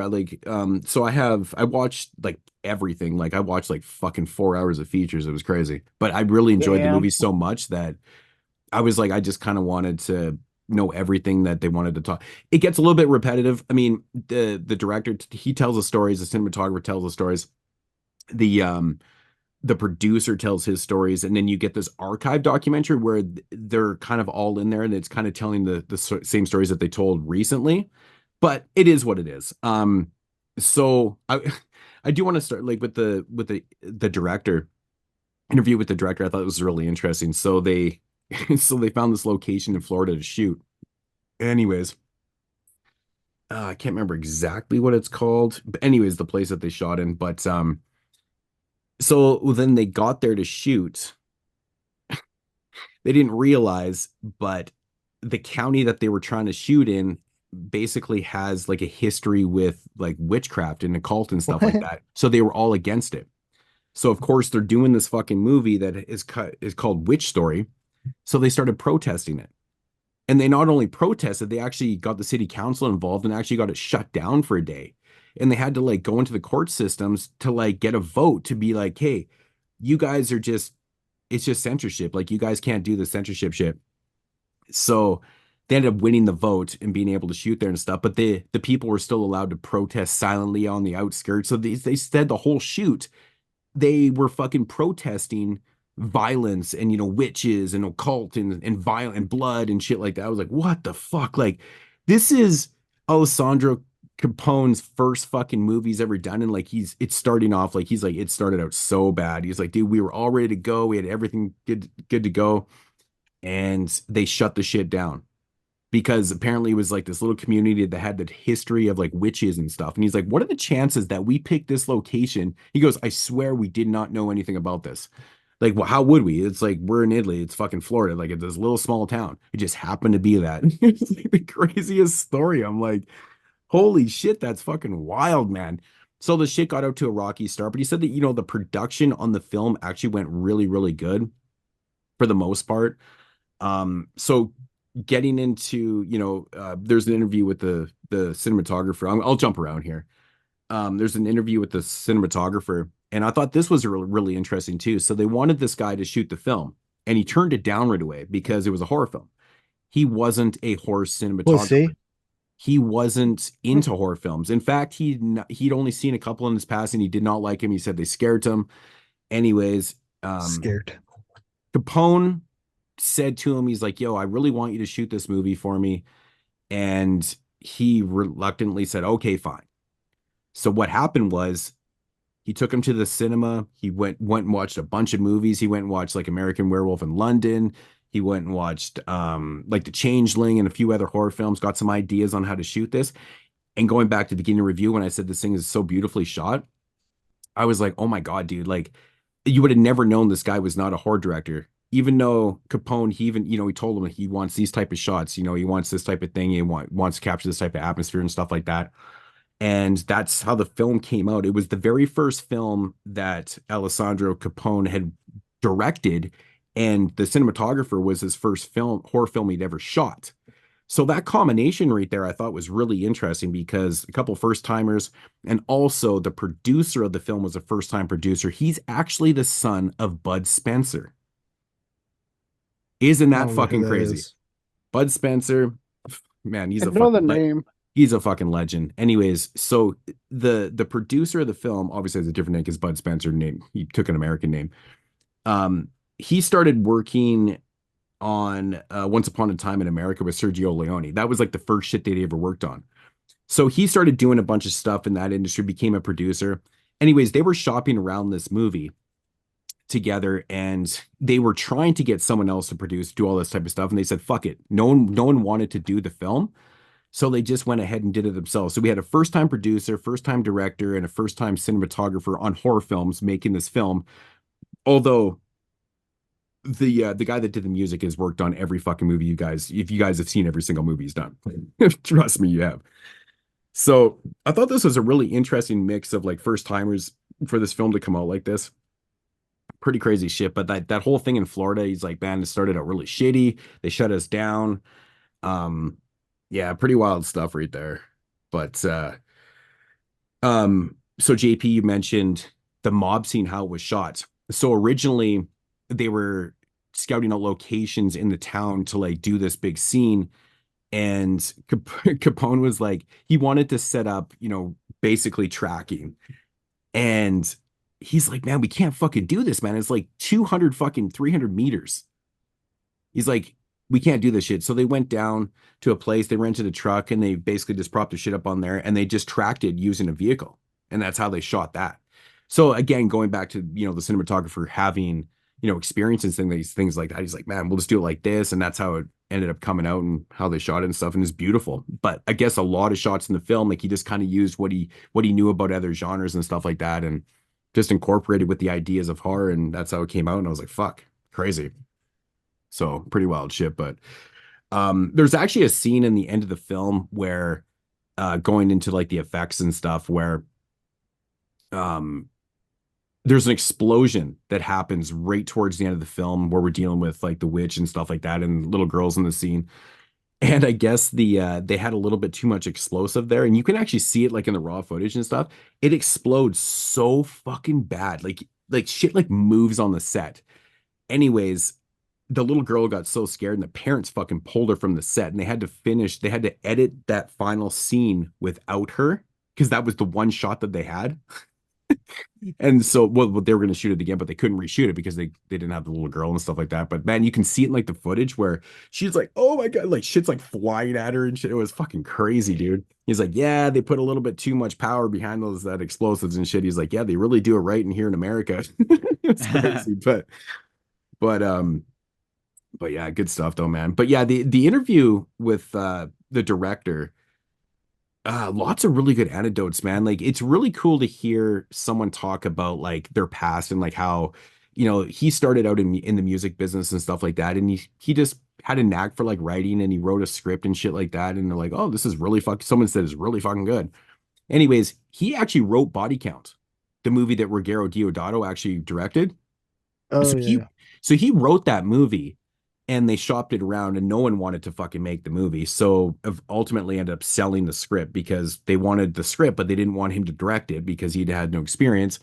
So it got shopped to Ruggero Deodato. He made the movie. I think honestly, the best thing about the film is, it's a fun movie. The cast is really cool and stuff like that. But he goes, the movie is what it is, but our script was a lot different. And he goes, it was a lot better.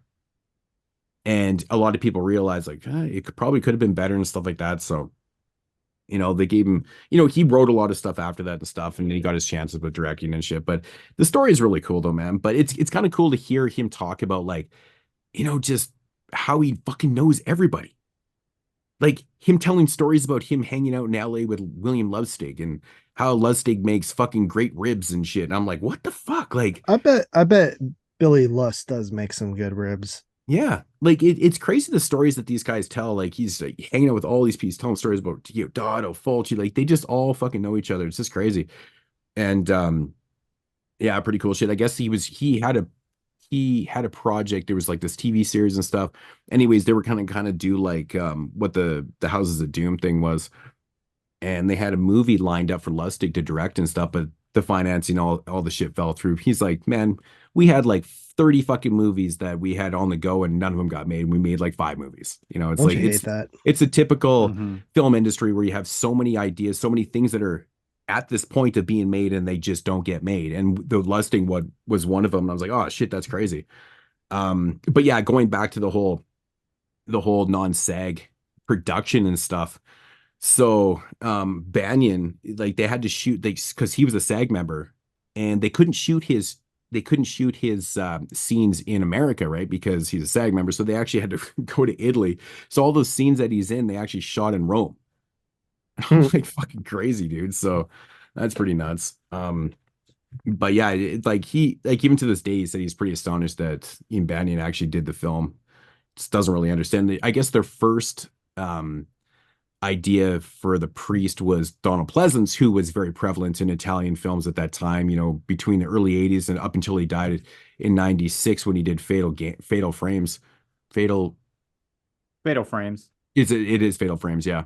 Mm-hmm. And he died, like, I think just as the movie was wrapping up or whatever. But yeah, he did all these movies. Like, oh, Pleasance is he's probably available, but he was busy at the time. So, but it was really funny because he was talking about like the downfall of Italian cinema and, like he just said it was the lack of interest. Like nobody wanted to go to the theaters. And he's like, well, he goes, and then it went all to television. He goes, said the worst thing about Italian cinema now, he goes, you know how they make or Italian TV? He's like, you know how they make TV shows now? He goes, it's all based on algorithms.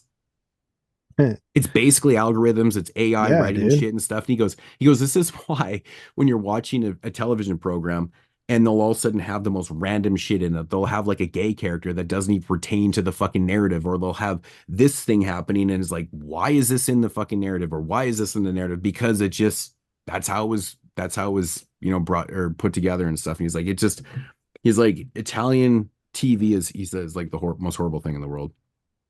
So, I have been accusing movies lately of being written by AI.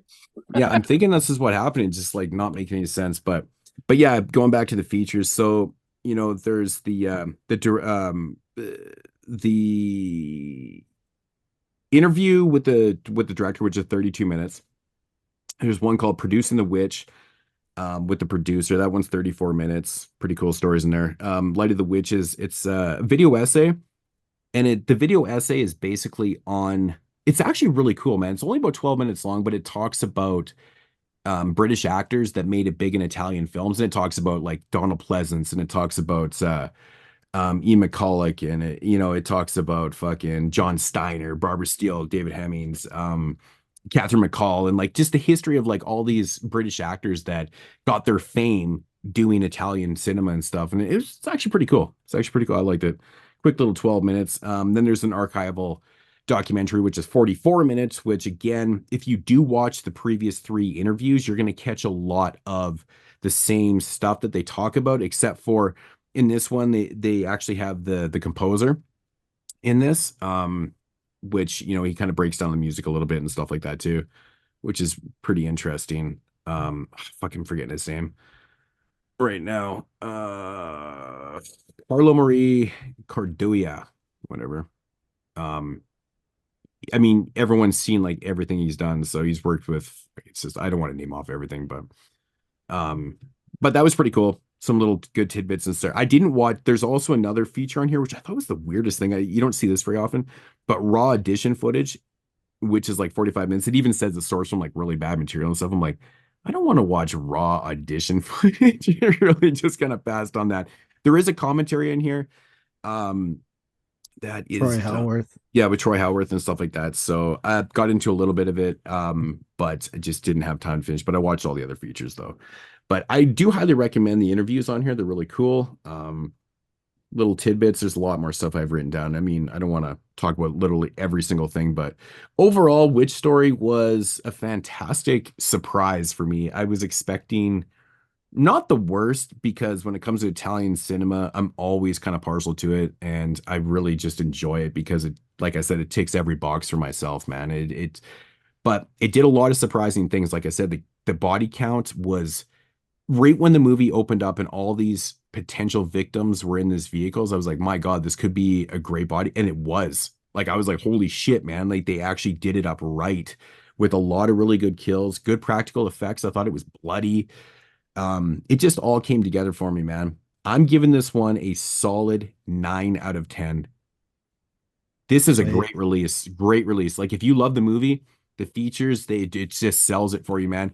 And like, even though they're subtitled, like, you know, you're listening to, they're all speaking Italian, you're reading them. It was super soothing to read it though, man, because they weren't too quick, and you're just like, the stories were great, and you're just like, oh my God. Like right when he starts up talking about like the shit where they're getting shut down in Florida, I was like, oh, this might be really interesting. I'm like, fuck, I never would have thought. So highly recommend Witch Story. Fantastic, fantastic film. So did you watch this one, Tyler? No, this is something I probably would pick up like once there's a sale where it's available. No, you should have picked it up Oh, when it you was enjoyed this one, released. all right? Oh yeah, I loved it. It was awesome. Yeah, it's so good, man. Like, Yeah, we were just talking about that too, like the whole like regional American Italian shit from the late 80s. Like it's such a good Yeah. comfort food, and this just Yeah. fits so perfectly in with the rest of them. Yeah, back to back months, Vinegar Syndrome like released some cool Italian stuff. I know, and I just really hope that they keep releasing stuff like this, because I mean, where else are we going to get a 4K of Witch Story? You know, like, it's the Right. craziest thing to me ever, right? So, And it, but like the fact that the movie is such high quality, the fact that it literally never had a disc release until now is pretty ridiculous. And especially considering, like you said, the director knows fucking everybody, including Lustig. Like, yeah, why didn't we get this on Blue Underground forever ago? I know. Yeah. Like, it had to have some type of rights issues or something was going on, because like I mean, like I said though, like even the actual quality of the movie being, like I said, you know, a first time director, you know, writer, producer, cinematographer, and horror, like everything about it looks good. It looks Mhm. exactly how it would to be that film that you're gonna like. So it really did blow my mind. Like, you know, he says he likes it. He doesn't like, but you know, everyone's their worst critic, right? Right, yeah. But I think this movie's a lot better than he could probably ever give it credit for. I mean, for the circumstances that they had, you know, the limited budget again, because they never had any budgets, you know, like, you know, pretty much, like I said, you know, Suave had one of the biggest budgets probably in the last like 8 or 9 years for Cemetery Man, you know. So, I mean, if you weren't Argento, you weren't getting shit. So, but even Argento wasn't even getting shit. So, but that's how you do it properly. Good stuff. Really, really good stuff. Excellent release. Highly recommend this. Everyone needs to go buy a copy if you can. Yeah, honestly, like I would honestly maybe say that's probably my favorite release of the year so far, from them at least. Yeah, Wow. it's definitely one of mine too. And same with the double feature that we reviewed last month. It's Mhm. another really fun release, great transfers, fun movies. Like, I think Witch Story is the best of the three, to be For honest. sure. Mhm. So, but good stuff. Best looking package too. I love Oh. that. I love the rigid case. That slipcase art is so nice looking. Like Yeah, I I'm just love looking at it right everything now. about it. Like, they just go out of their way, like, you know, with all the arts, but like to have two different slipcut, like, it's crazy. I love this artwork. You got like 4 arts on here. And you know, I never Yeah. even brought up the scene, but this is a really cool scene where they just do this quick little tear scene, and like shit just goes batshit right there, man. I love that fucking scene. It's fantastic. It's really good stuff. So Yeah, these screen caps look insane. yeah, really good. Mm-mm. It All looks right. amazing on 4K. does. Dude, like Unbelievable. they are transfer wise, they're just like the best in the game. It's like it is like serene what these 4Ks from them look like sometimes. Like, there's literally not even one blemish. Like, it's pristine. And it's like just blows your mind. It's like you would never think this was like straight out of like some like never restored unreleased pile. Yeah. Like it looks like this. Wow. Yeah, and the fact that here we are in 2024 still getting all these hidden gems, it's fucking awesome. There's like all-time great movies that like don't have a restoration. This is Mhm. like the definition of hidden gem because it literally was hidden as fuck. Mm-hmm. Like crazy. So maybe when we do another hidden gem show 10 years down the road and everyone's forgot about this release, we're like, I got a hidden gem for you. But all right. Me, I That's think. that's yeah, that's you. All right. The title that I picked this month, I was just genuinely curious about it. It's from Saturn's Core. It is called Mom and Pop Video, or Mom and Pop, the indie video store boom of the 80s and 90s. Long title. It is from first time filmmaker, I believe, Bobby Knippy Jr. Knippy. This film is a documentary basically about the video store boom of the 80s and 90s.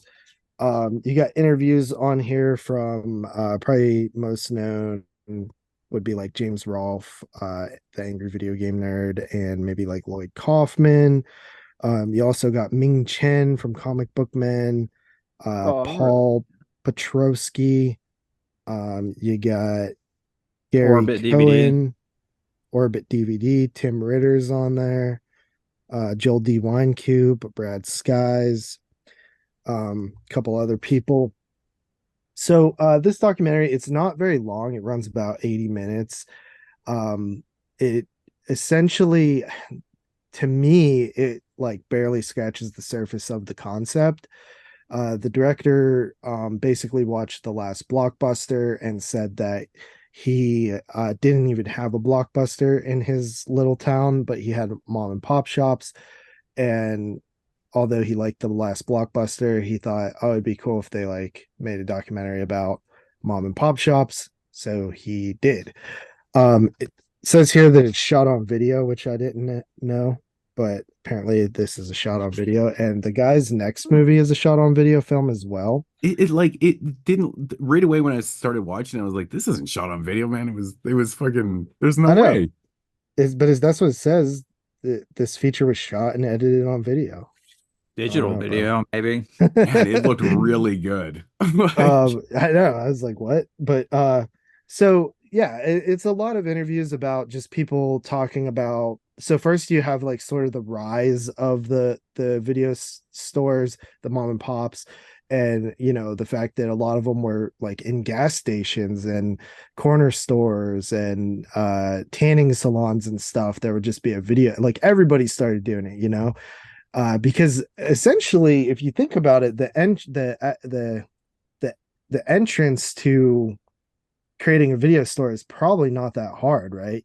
You just start out with 100 tapes or something, and you got a video store. And there were places that I remember as a kid that weren't like labeled as video stores that had videos, like just a wall, like a maybe like one wall dedicated to some tapes. Um, but people kind of talk about their experiences a little bit, and then they sort of go into the downfall of video stores with things like Redbox and Netflix coming in, and then they talk about sort of the resurgence in a way of these sort of niche video stores that still exist today, and sort of that almost return to like the nostalgic era of video stores. uh it Overall, like this isn't going to be a very long review. I thought it just didn't have enough to it. There wasn't enough meat on the bones. To me, I wanted to see more footage of video stores. They show a little bit of video store footage from back in the day, and I wanted to hear more personal stories of video stores. Like for me, I think it's always interesting to hear like how people how their experience was with the video store, and you get a little bit of that, but I feel like they focus a lot on like the rise and fall, but everybody already knows that, you know what I mean? Like we Yeah. know what happened. You know The what I fall mean? wasn't that long ago. Yeah, like the kids today might not know about that, but anybody who was around during that time, which I assume is primarily the target audience of this, already knows the downfall. You know, we already know about how it all went down. So to me, it did feel like a first time filmmaker trying to make a documentary. And although like it was cool hearing like Tim Ritter and James Rolfe and people talk about video stores, I didn't think that it was very informative. I like in the special features there's a little bit more of like a personal um attachment to the video stories, you know, and I like that stuff. Like for me, I had a handful of video stores. There was one that I always went to called Videoland. Uh my parents didn't have credit cards, so a lot of times these mom and pop ones didn't require them, whereas like something like Blockbuster did in the 90s. And Hollywood Video, which I didn't have a Blockbuster as well, but I did have a Hollywood Video, which towards the tail end of my renting I rented from Hollywood Video. But my main places were, my favorite place was called Elmo's, which was literally just a house that somebody had Elmo's. down the street from me that was converted into a video store. That's so And they sick. also Pickle made Me Elmo? pizza, and they made like hoagies and stuff, and they sold candy. And funny enough, they moved to an old giant Jewish church like year after they kind of outgrew that territory there. And then they became this place still exists, but it's not a video store anymore. Eventually they started repairing computers, and then they had a bar downstairs, and they became like a bar more so. And the video store section kept getting like less and less important, and then they started selling guns. Dude, these And guys that's are what Well, that they makes are. sense. That makes sense. That's what they are to this day, is a gun store. Is Oh, there still a good. bar? No. Oh. So just the gun. I don't think you can have alcohol and guns in the same place, right? I For was sale. like, That whoa. doesn't mesh. Yeah. They Like, probably so do they, in random Florida towns. they're a gun store now in Not an witch old stories Jewish though. church Hmm. right below Carly's house. And they I think they might still do like computer repairs and stuff, like, and phone repairs, but I'm not sure. But that was my favorite one. I also had one like the Videoland one I mentioned, which is primarily where I'd rent my PlayStation games at. And then there was another one called L&D Video, which still exists to this day. I rented stuff there a couple years ago, just to relive the experience, you know. And they're still around, which is cool. They still rent Blu-rays and DVDs. It's nuts, to this day.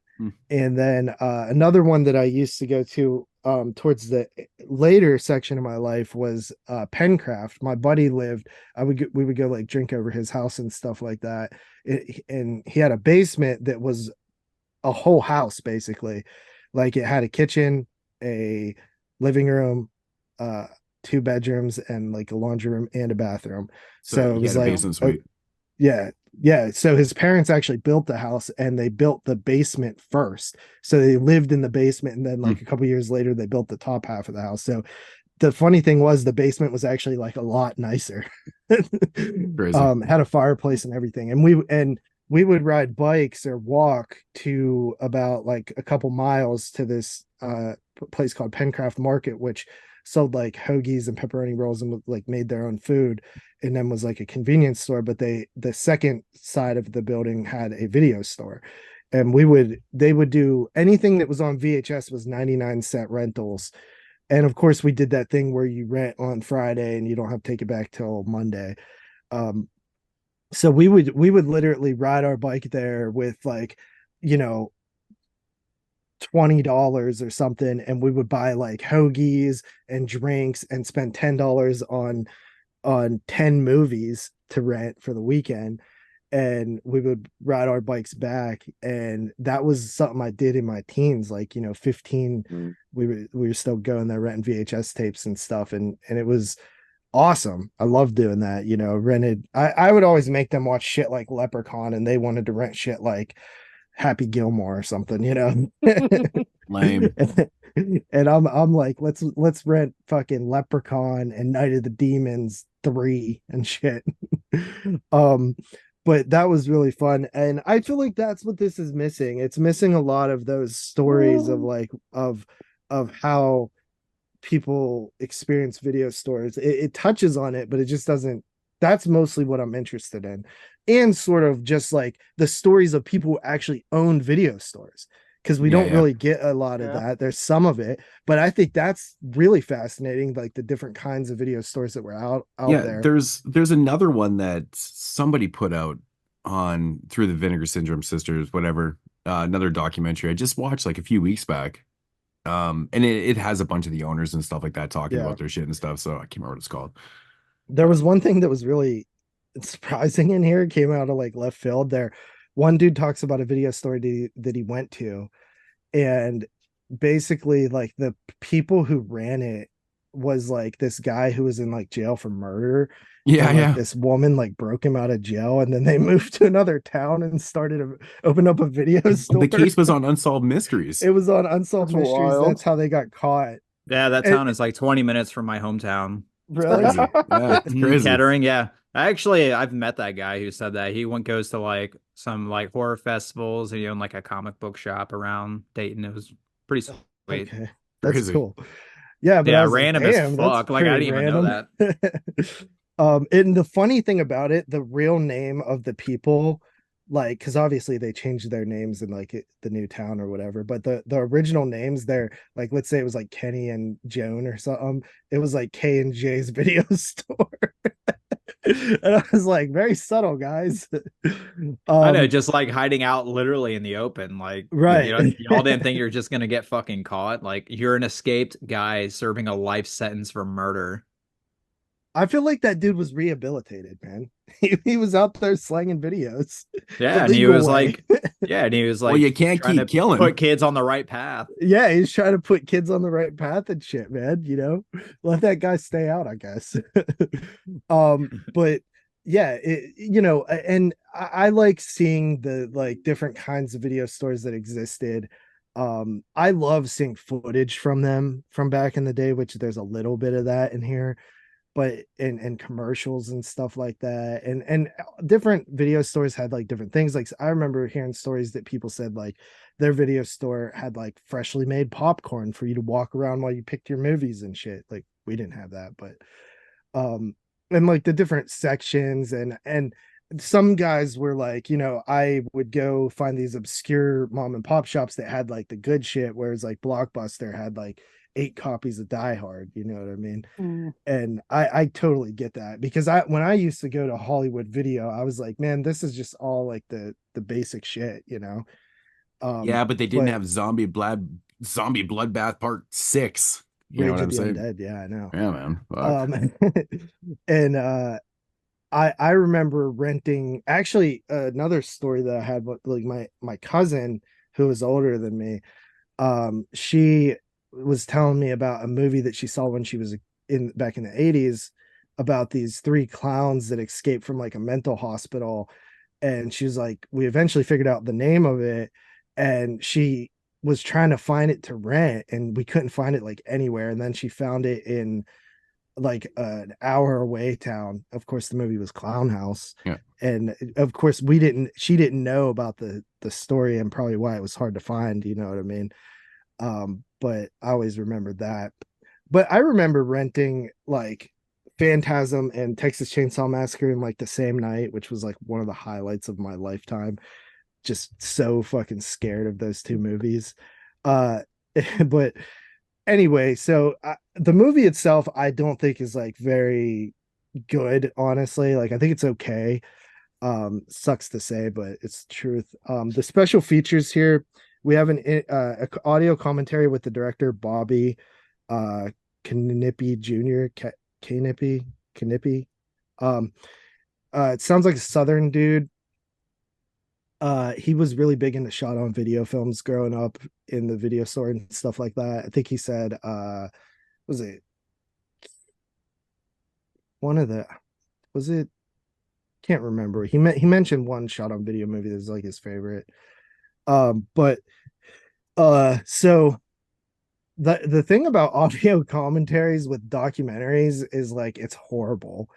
You basically they need to just mute the audio from the movie because it's so hard to hear someone talk when the entire movie is dialogue.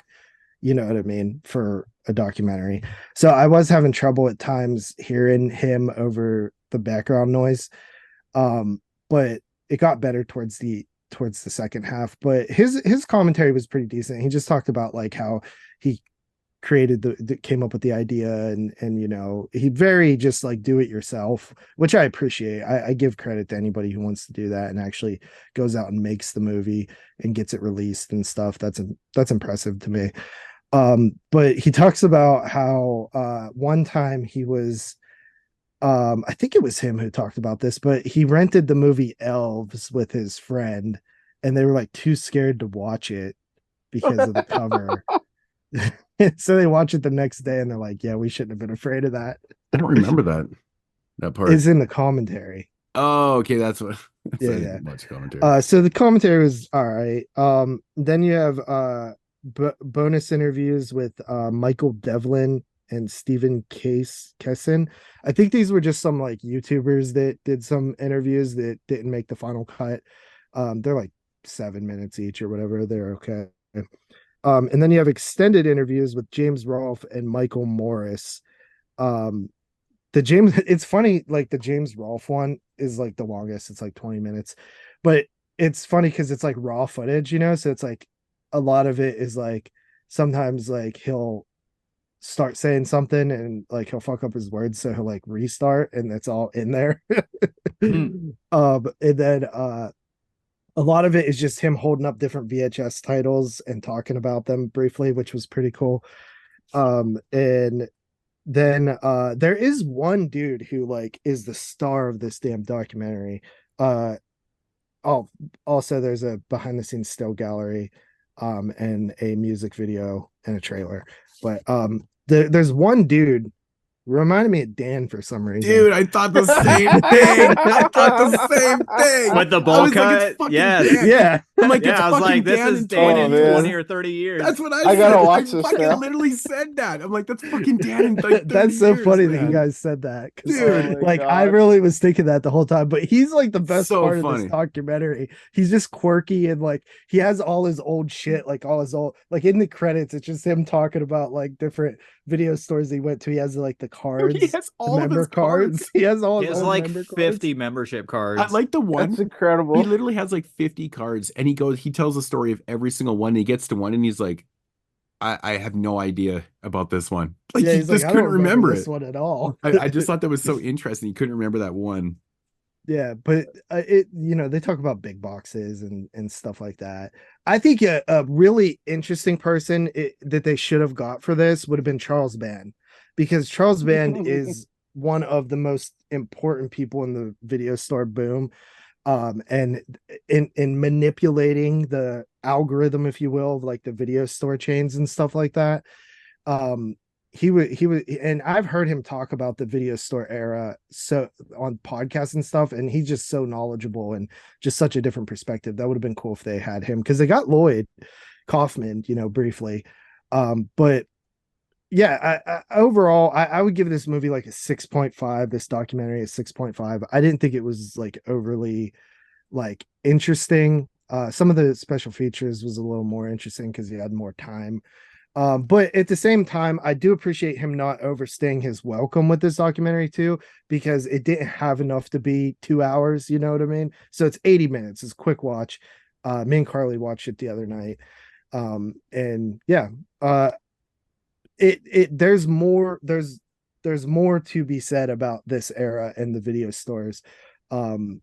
So I could see another type of documentary handle this subject a little bit I think better, if you mix it up with the one that I was talking about, I can't remember the title of it, where they actually talk about like all the interview the you know the store owners, and they tell their stories and stuff, and then you got like customers and you got like other people, like, you know, employees that work there, and you kind of got that full circle. Like, I mean, I would like, honestly, let me ask you, did any of you guys ever work in a video? I mean, you guys are probably too young, But Moods, did you ever work in a I video store or actually never anything? did. No, I applied Nah, multiple I times wanted and to. never got hired. I never tried got to hired. work at Blockbuster in high school.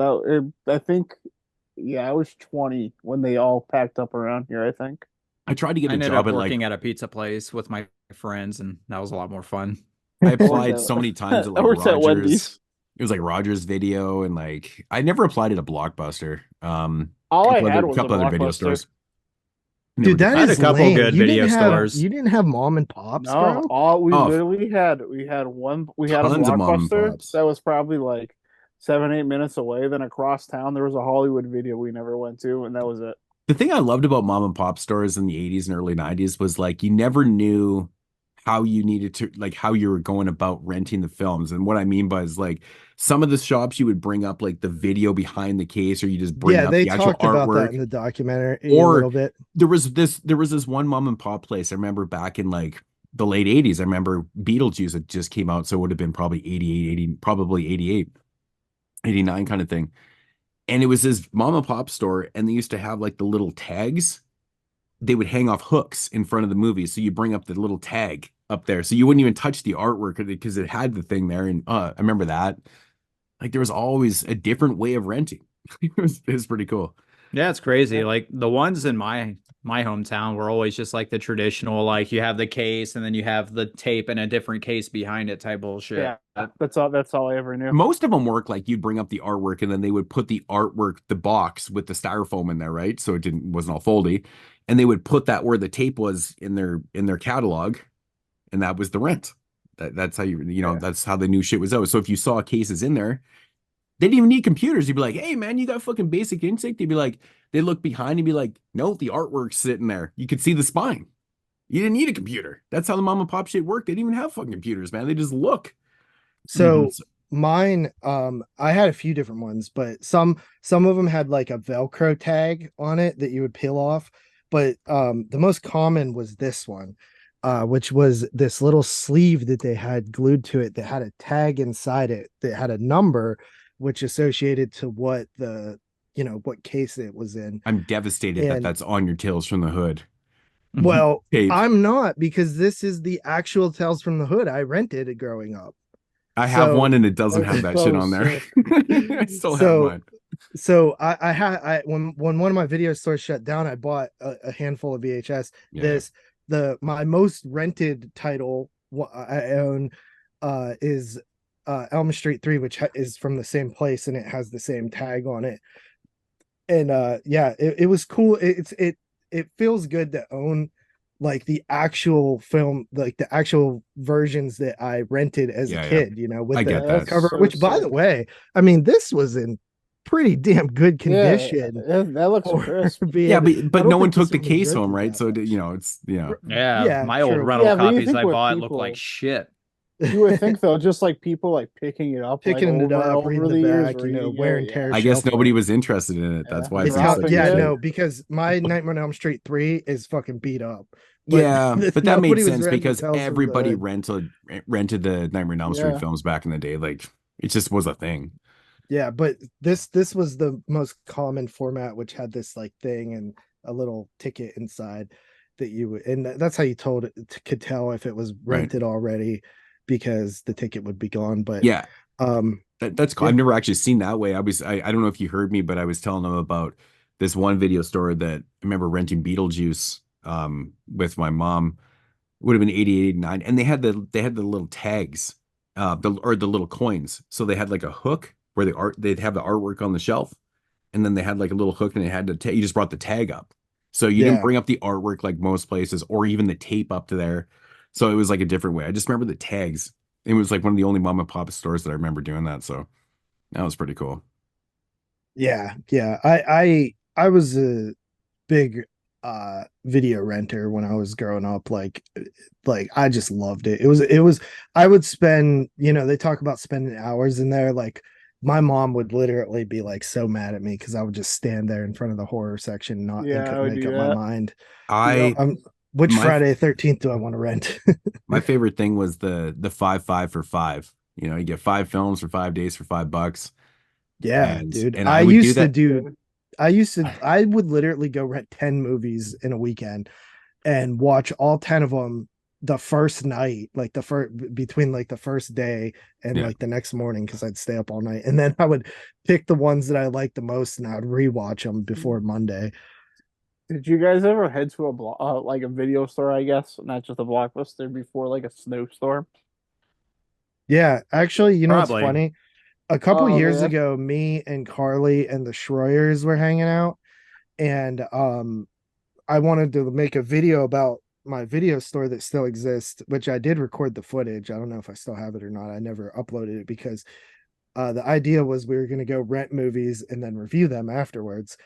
And I took my camera in and showed like the video store and stuff, and we rented 2 movies, but it was during a snowstorm, and the power went out when we got home, so we didn't watch anything. We Oh, just shit. sat there.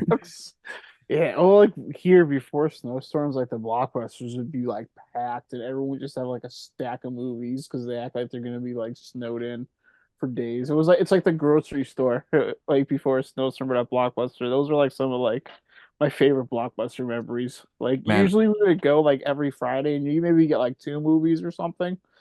But then I remember like those days my mom like did not give a shit, and she's like, "Yeah, you could rent that too. You could rent that too," and like you'd end up with like 10 fucking movies. that's awesome, man.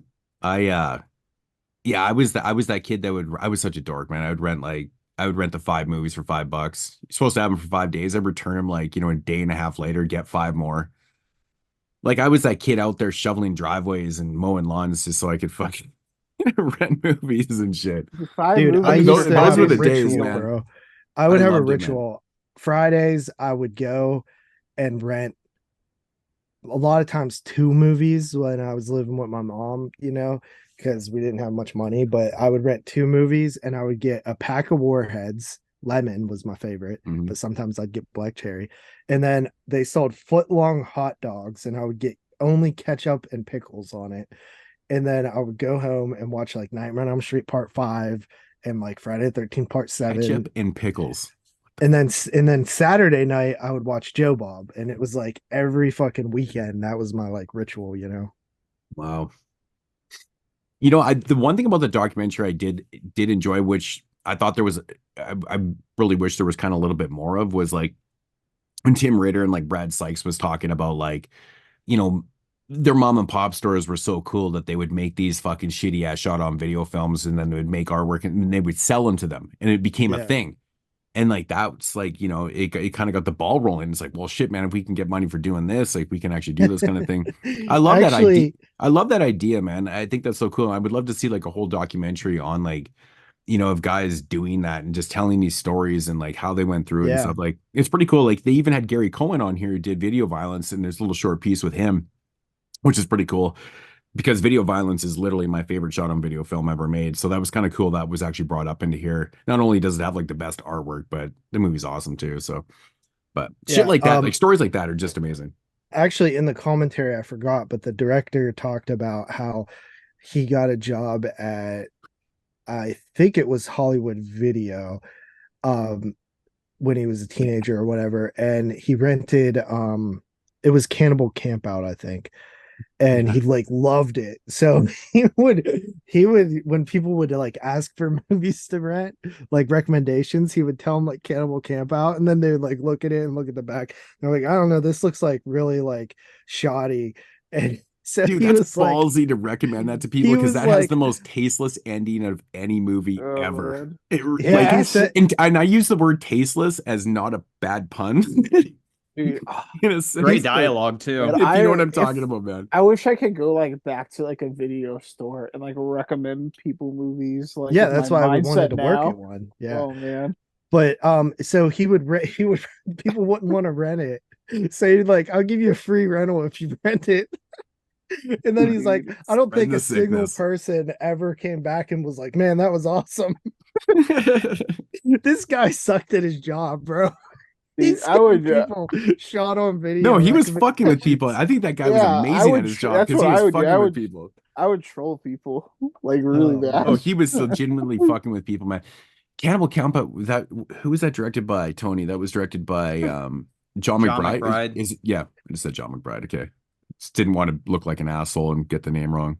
Oh, and Yeah, you also can't I pull a did Tyler. like I did like the story that Ming Chen told about how he saw Clark's and basically made a fan page, and that's how he got involved with Kevin Smith. Yeah, that was kinda a cool story. That was Yeah. crazy because he said he made this fan page and like 2 months later he was like working with him. I'm like, what the fuck? Like Yeah, that's that's like a fucking that's a movie right there. Mm-hmm. That's so Pretty bizarre. Yeah, it's crazy. But yeah, that is mom and pop, the indie video store boom of the 80s. Would you and give it a 6.5? 90s. I think I gave it 6 like and a a half, 6. yeah. I gave it 6, I think. Something. I wasn't overly impressed with it either. Yeah. I'll admit I give dude props for like making it though, pretty cool. I just couldn't help, man, laughing. But every time dude was showing his cards at the end, I'm like, oh my Dude, god, I love that guy. This is that Dan guy when was he's that I could 55 have years watched an old. entire documentary of just that guy. Yeah, that was fucking Dan. Crazy. What you got, T-Bone? All right. So we have another slasher movie, and this one is from 1981, and it is called The House Where Death Lives, aka Delusion, directed by Alan Beatty, who hasn't really directed anything else. He directed like this like gang revenge movie with Charles Durning, like a couple years after. But this stars Patricia Piercy from Squirm. She's the cute redhead from that movie. And it also stars Joseph Cotton, I think either Oh, one of Joseph his last Cotton. movies. Yeah, I know, what it's year like was this? Oh, this is 81. John Dukakis Yeah. is in. He was from Jaws 81, 2. you Going said? back, we just came full circle back to Jaws Wow, 2. Oh yeah, he yeah, had the- Jaws too. Yeah. I forgot he was in You that. said, you said 81? Yeah. So this Yeah, is like he had the- literally at yeah. the end of his Yeah, career. he's got to be up there. This I is love good those, artwork. I love those like Love that those like poster. classical So those like classical actors that like just like fucked up with their money so bad that like they had to work just like doing like as many like fucking like B movies wherever they could until the end of their career. I Like, love that shit. dude, I Anybody from love like Joseph Cotton to yeah. Farley Granger. Who's another good one? He was in Disney movies too. What was his name? Well, I can't remember his name, fucking but there's Carradine another. did that till he was like Christopher fucking. Plummer. He did like Who Clown at Midnight in Was the it John late Carradine? 90s. He was No, in who- Yeah, fucking. John Carradine. God, who he am was I in every thinking of? fucking bad This is movie. a guy. He's like an Oscar-winning actor, and he just like was like an alcoholic or something, and just had to work his entire life. Oh my god, what You was talking his about name? Oliver Reed? No, I know No. the Oliver Reed story. This he died. He would have died like probably uh sometime in the 80s. Oliver Reed has the most batshit death story of all time, man. Yeah, dude, It's that's awesome. yeah, It's like I love it. legendary, man. It's fucking crazy. All right. Well, anyways, also starring David Hayward, John Dukakis from Jaws 2, Go strangely figure. enough, Yeah. and Large Marge from Pee-wee's Big Adventure, which that was really interesting. I don't remember ever seeing her in anything else besides that. So that was a nice little surprise. You know, it's funny because I didn't even realize until after, like, doing I was like, holy shit, because this is pre Yeah. Iwi, right? So I'm like, fuck, like, yeah, didn't even think about it. And she Crazy. spoke with like an Irish accent. Like, I Mm. wonder if she actually is Irish. Didn't Yeah. care to look it up, obviously. But so this movie is basically told via flashback. So like the lead character called Meredith, played by the girl from Squirm, Patricia Piercy. So basically the movie starts with her at a desk writing her father a note, basically talking about her mother dying, and the only way for her to actually like tell him about her mother dying is to like basically tell a story about a nursing job that she had. So the movie is basically this job, but throughout the movie you have like little narration, like anecdotes and shit from her just to like push along the story. So the whole gist of it is she's a nurse that works at a state hospital, and she takes a job to go to Joseph Cotton's house. So he's like a rich cripple of an old man. So he was like a really Yes. powerful dude from back in the day. So now he's like, of course, he's like stuck in his house. And yeah, so he's there. And then like a couple of his old staff. There's like not that many people in this mansion. It's basically him, his lawyer who's always around, Large Marge who's the cook. There's a gardener and then a butler, basically. So Well, no, there's the butler, but is he the butler or is he like the estate dude? Oh yeah, so like it's weird because like they call him a butler sometimes, like the detective, but he's kind of just like the overseer of the property. Like he's in charge of like delegating the work and like doing all this other stuff. So he's almost like the supreme caretaker of the place. Right, but he's also the house drunk too. Oh yeah. Yeah, we'll get to that. When they get down there, like I actually laughed at that, man. I thought that was pretty funny. But That was really sweet. Classic late career Joseph Cotton role. Mm-hmm. yeah, So yeah, she arrived like so shortly after she arrives at this mansion, she looks up into the window and sees like a figure in the window staring at her. And at first she doesn't seem like, okay, whatever, somebody's watching me come. So she gets in, she gets her stuff put down, she gets a tour throughout the house, and then she asks about the room where she saw the person in the window, and the butler said, that room's locked. There's no one in that room. So of course, here we are. She's automatically starting to suspect shit. But yeah, the butler also, his name is Philip. He takes her down into the cellar, and there was like this humongous old classic, like vintage wine selection that Joseph Cotton had. And since he can't drink anymore and he's basically invalid, Philip, our like butler slash dude, has literally drank all of it. And there's like literally like 2 rows at the top of one shelf left. And we're talking like an entire like winery it's like in a hundreds of cellar. bottles. Like it's crazy. Hundreds. Like this dude had to have been drinking this shit for like 30 years. Yeah. But yeah, so she's already suspecting like foul play going on. Like, you just lied to me about this person I saw in the window. So one night, oh, so basically, let me give you more of a story. So she's here, and they basically tell her that one of his sons had died, Joseph Cotton. So his grandson is actually coming to visit. And at the same time, he has another son that had already died, allegedly. And that night, she goes and sneaks into the locked room, and she finds the allegedly dead son, who's basically a retarded, like, older man. And his name is Wilfred. I'm pretty sure. Yeah. So of course, like, people are already starting to lie and shit. They apologize, say we're sorry about this shit. And everything seems to be going normal and everything. And then the grandson named Gabriel, played by John Dukakis from Jaws 2, he shows up. And then shortly after that, shit starts getting real weird. He's a weird kid. Like, they show up. He's 16 years old, supposedly, in this movie. He's got like hair on his chest, on Yeah, his legs. he's He's got too back old for hair. this He's shit. got fucking back hair. Right. He's got more hair on his ears than I do on my entire body. But yeah, like the second he gets in, they're all weirded out by him. Like, they buy him a skateboard as like a present. Like, here you go. You can roll around in this thing. What's this? He's like, what the fuck is this thing?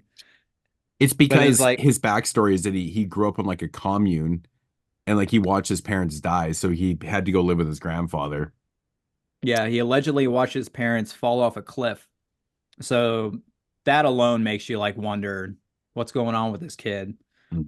So then he rejects the skateboard, asks them to take it back for a gun so he can like shoot small critters and shit.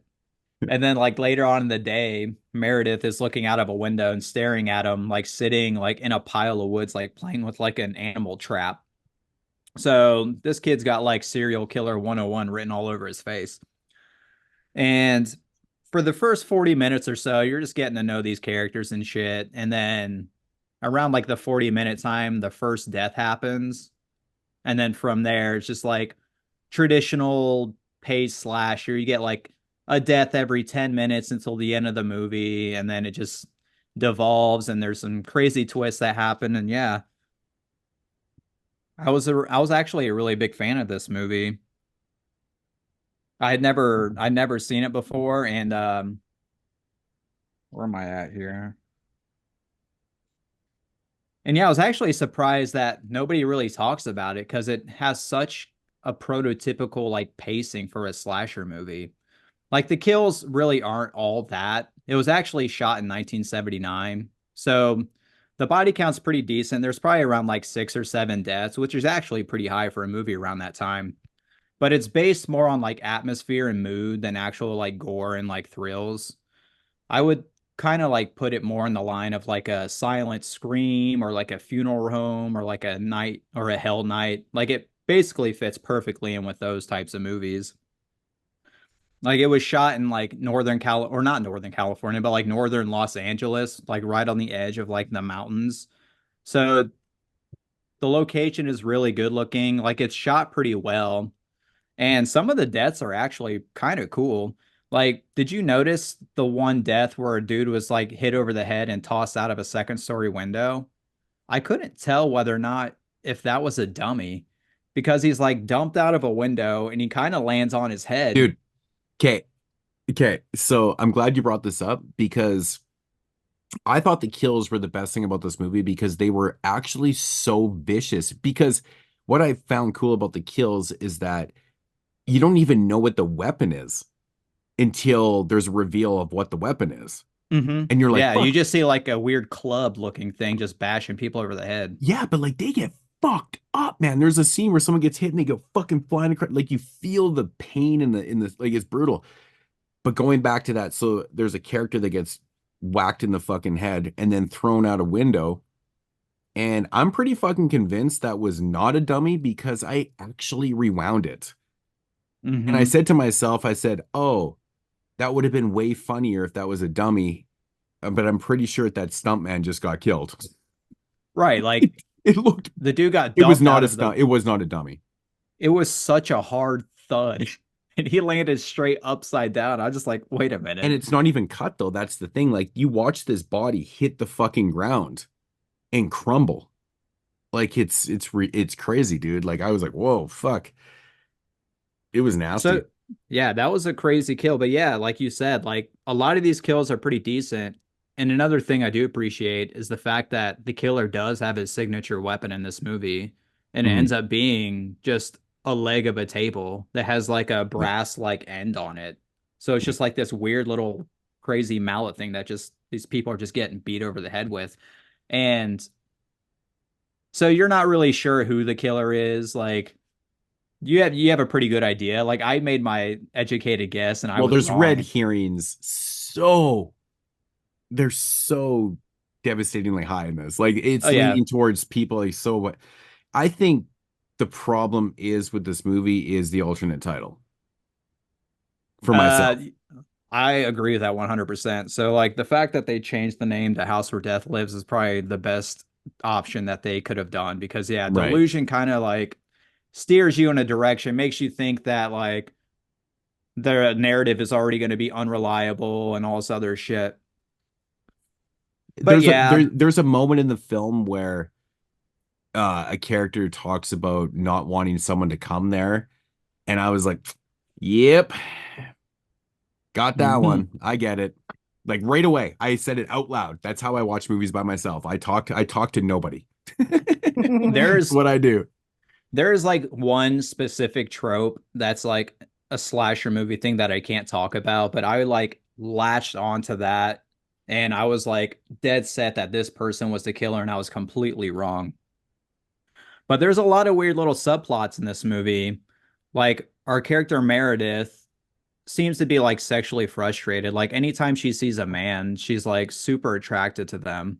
And they're attracted to her too because everybody there is old, basically. And she's probably like what, mid to late 20s, I would say, in this movie. So immediately the attorney, whose name is Jeffrey, is immediately attracted to her. Like one night he brings like his date and he just completely just forgets about her. The second he sees Meredith, he's like, yeah, I'm definitely going to try and fuck this girl. Yeah. But meanwhile, and strangely, Meredith has this weird little pedo crush on Gabriel, the 16-year-old grandson of Joseph Cotton. Yeah. So there's this weird little fucking like pedo, like love triangle thing between her, the kid, and the attorney that's going on in this movie. And meanwhile, all these people are getting killed. And it's everybody that's working there or being around at the time. But I actually thought about this after the fact, and I actually thought it was more brilliant than face value because there's a reveal about her and her past. And I thought it played perfectly into why she was having this pedo crush on the right. Actually, I yeah, actually now thought that it you would. mention that, that gives it like extra points in my mind. I know. I thought it was actually a really good plot point. I was like, oh shit, that's actually better than it came about. Like I actually thought about it after. I was like, oh shit, it's pretty good. Yeah, and I just noticed another thing too. Like I have all the deaths written out over here. Like every single death is like themed in a certain way that once you know the twist, it makes complete sense on Yeah. why like this happens. Yeah. But yeah, it's like it's a pretty solid movie.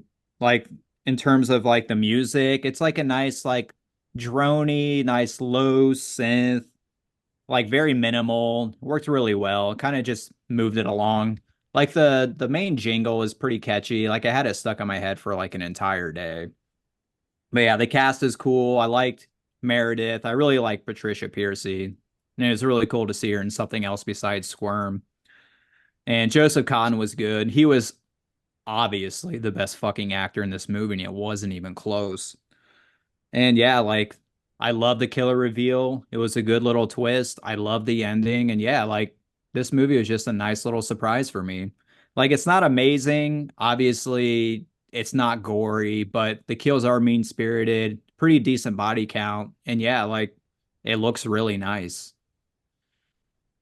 Yeah, I think that, for the lack of like gore and stuff, it didn't like the kills to me were all like they hit hard, man. I even said like they were vicious killings, man. They come out of left field sometimes and people just get fucked up. Like, I mean, besides the cellar kill, it is what it is. I mean, we've seen that before, but that was one, but then it ends up being what you think it is like crazy. Hmm. But I I have to mention like the dog looked fucking real. That was brutal. Dude, that was a real dog, I swear to God. And like that was a real There was a person fall. dog trying to fuck another dog that we're supposed to be fighting. Yeah, that definitely was trying to fuck that dog for sure. I know what you're saying. But dude, That was, that dog I though, actually did not get a chance to watch this movie, but I did throw it on and while I was doing so while I was making the thumbnail, and I remember that scene. but yeah, no, the But the the dog was it was I was like, what the fuck? That doesn't look fake. Crazy. yeah, it didn't look fake at all. No, And it was in broad daylight too, so it's like you can't mask that shit with like no, it fucking looked shadows and lighting. 100% real.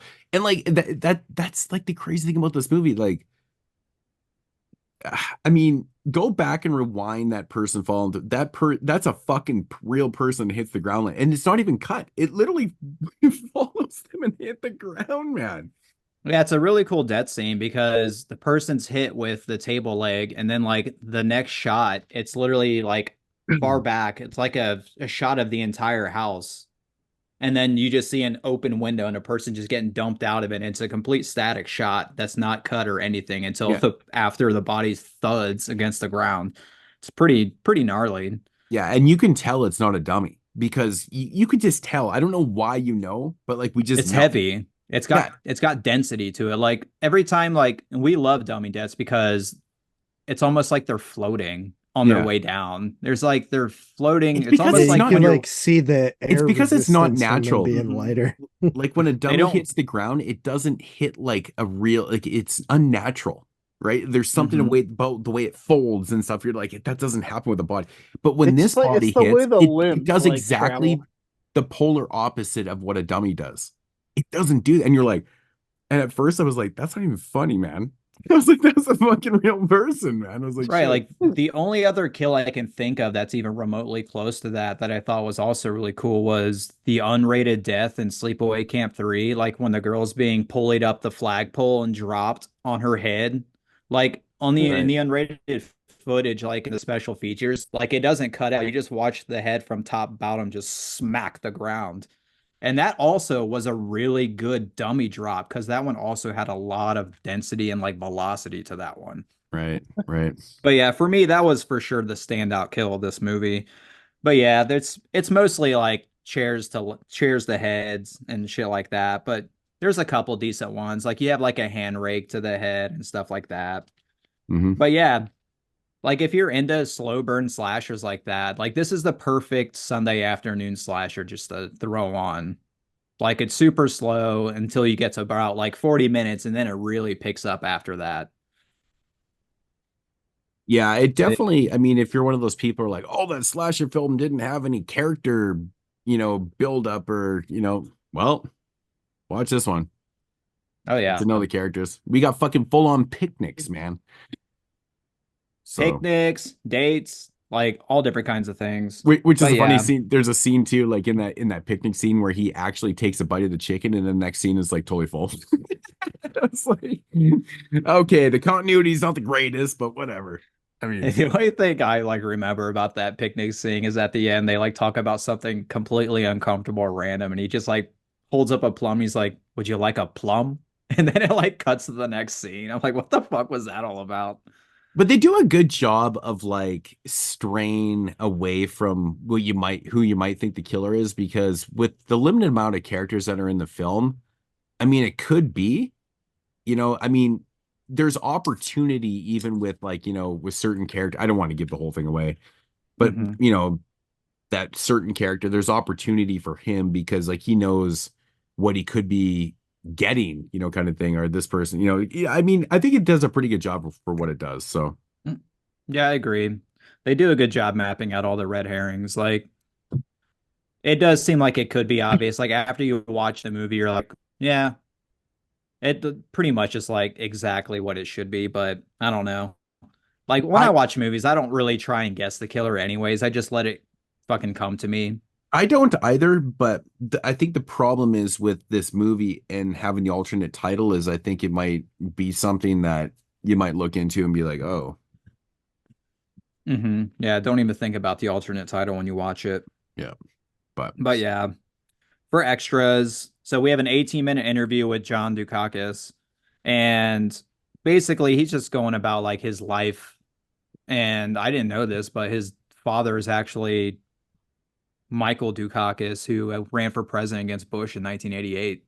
That's awesome. shut up, That's really? fucking Yeah, weird. yeah, I swear to God, it's really weird. So he talked about in this interview how after the movie, like all the acting roles just dried up. So he just went into politics and he started working for like John Kerry. Then he worked on his like dad's campaign for that.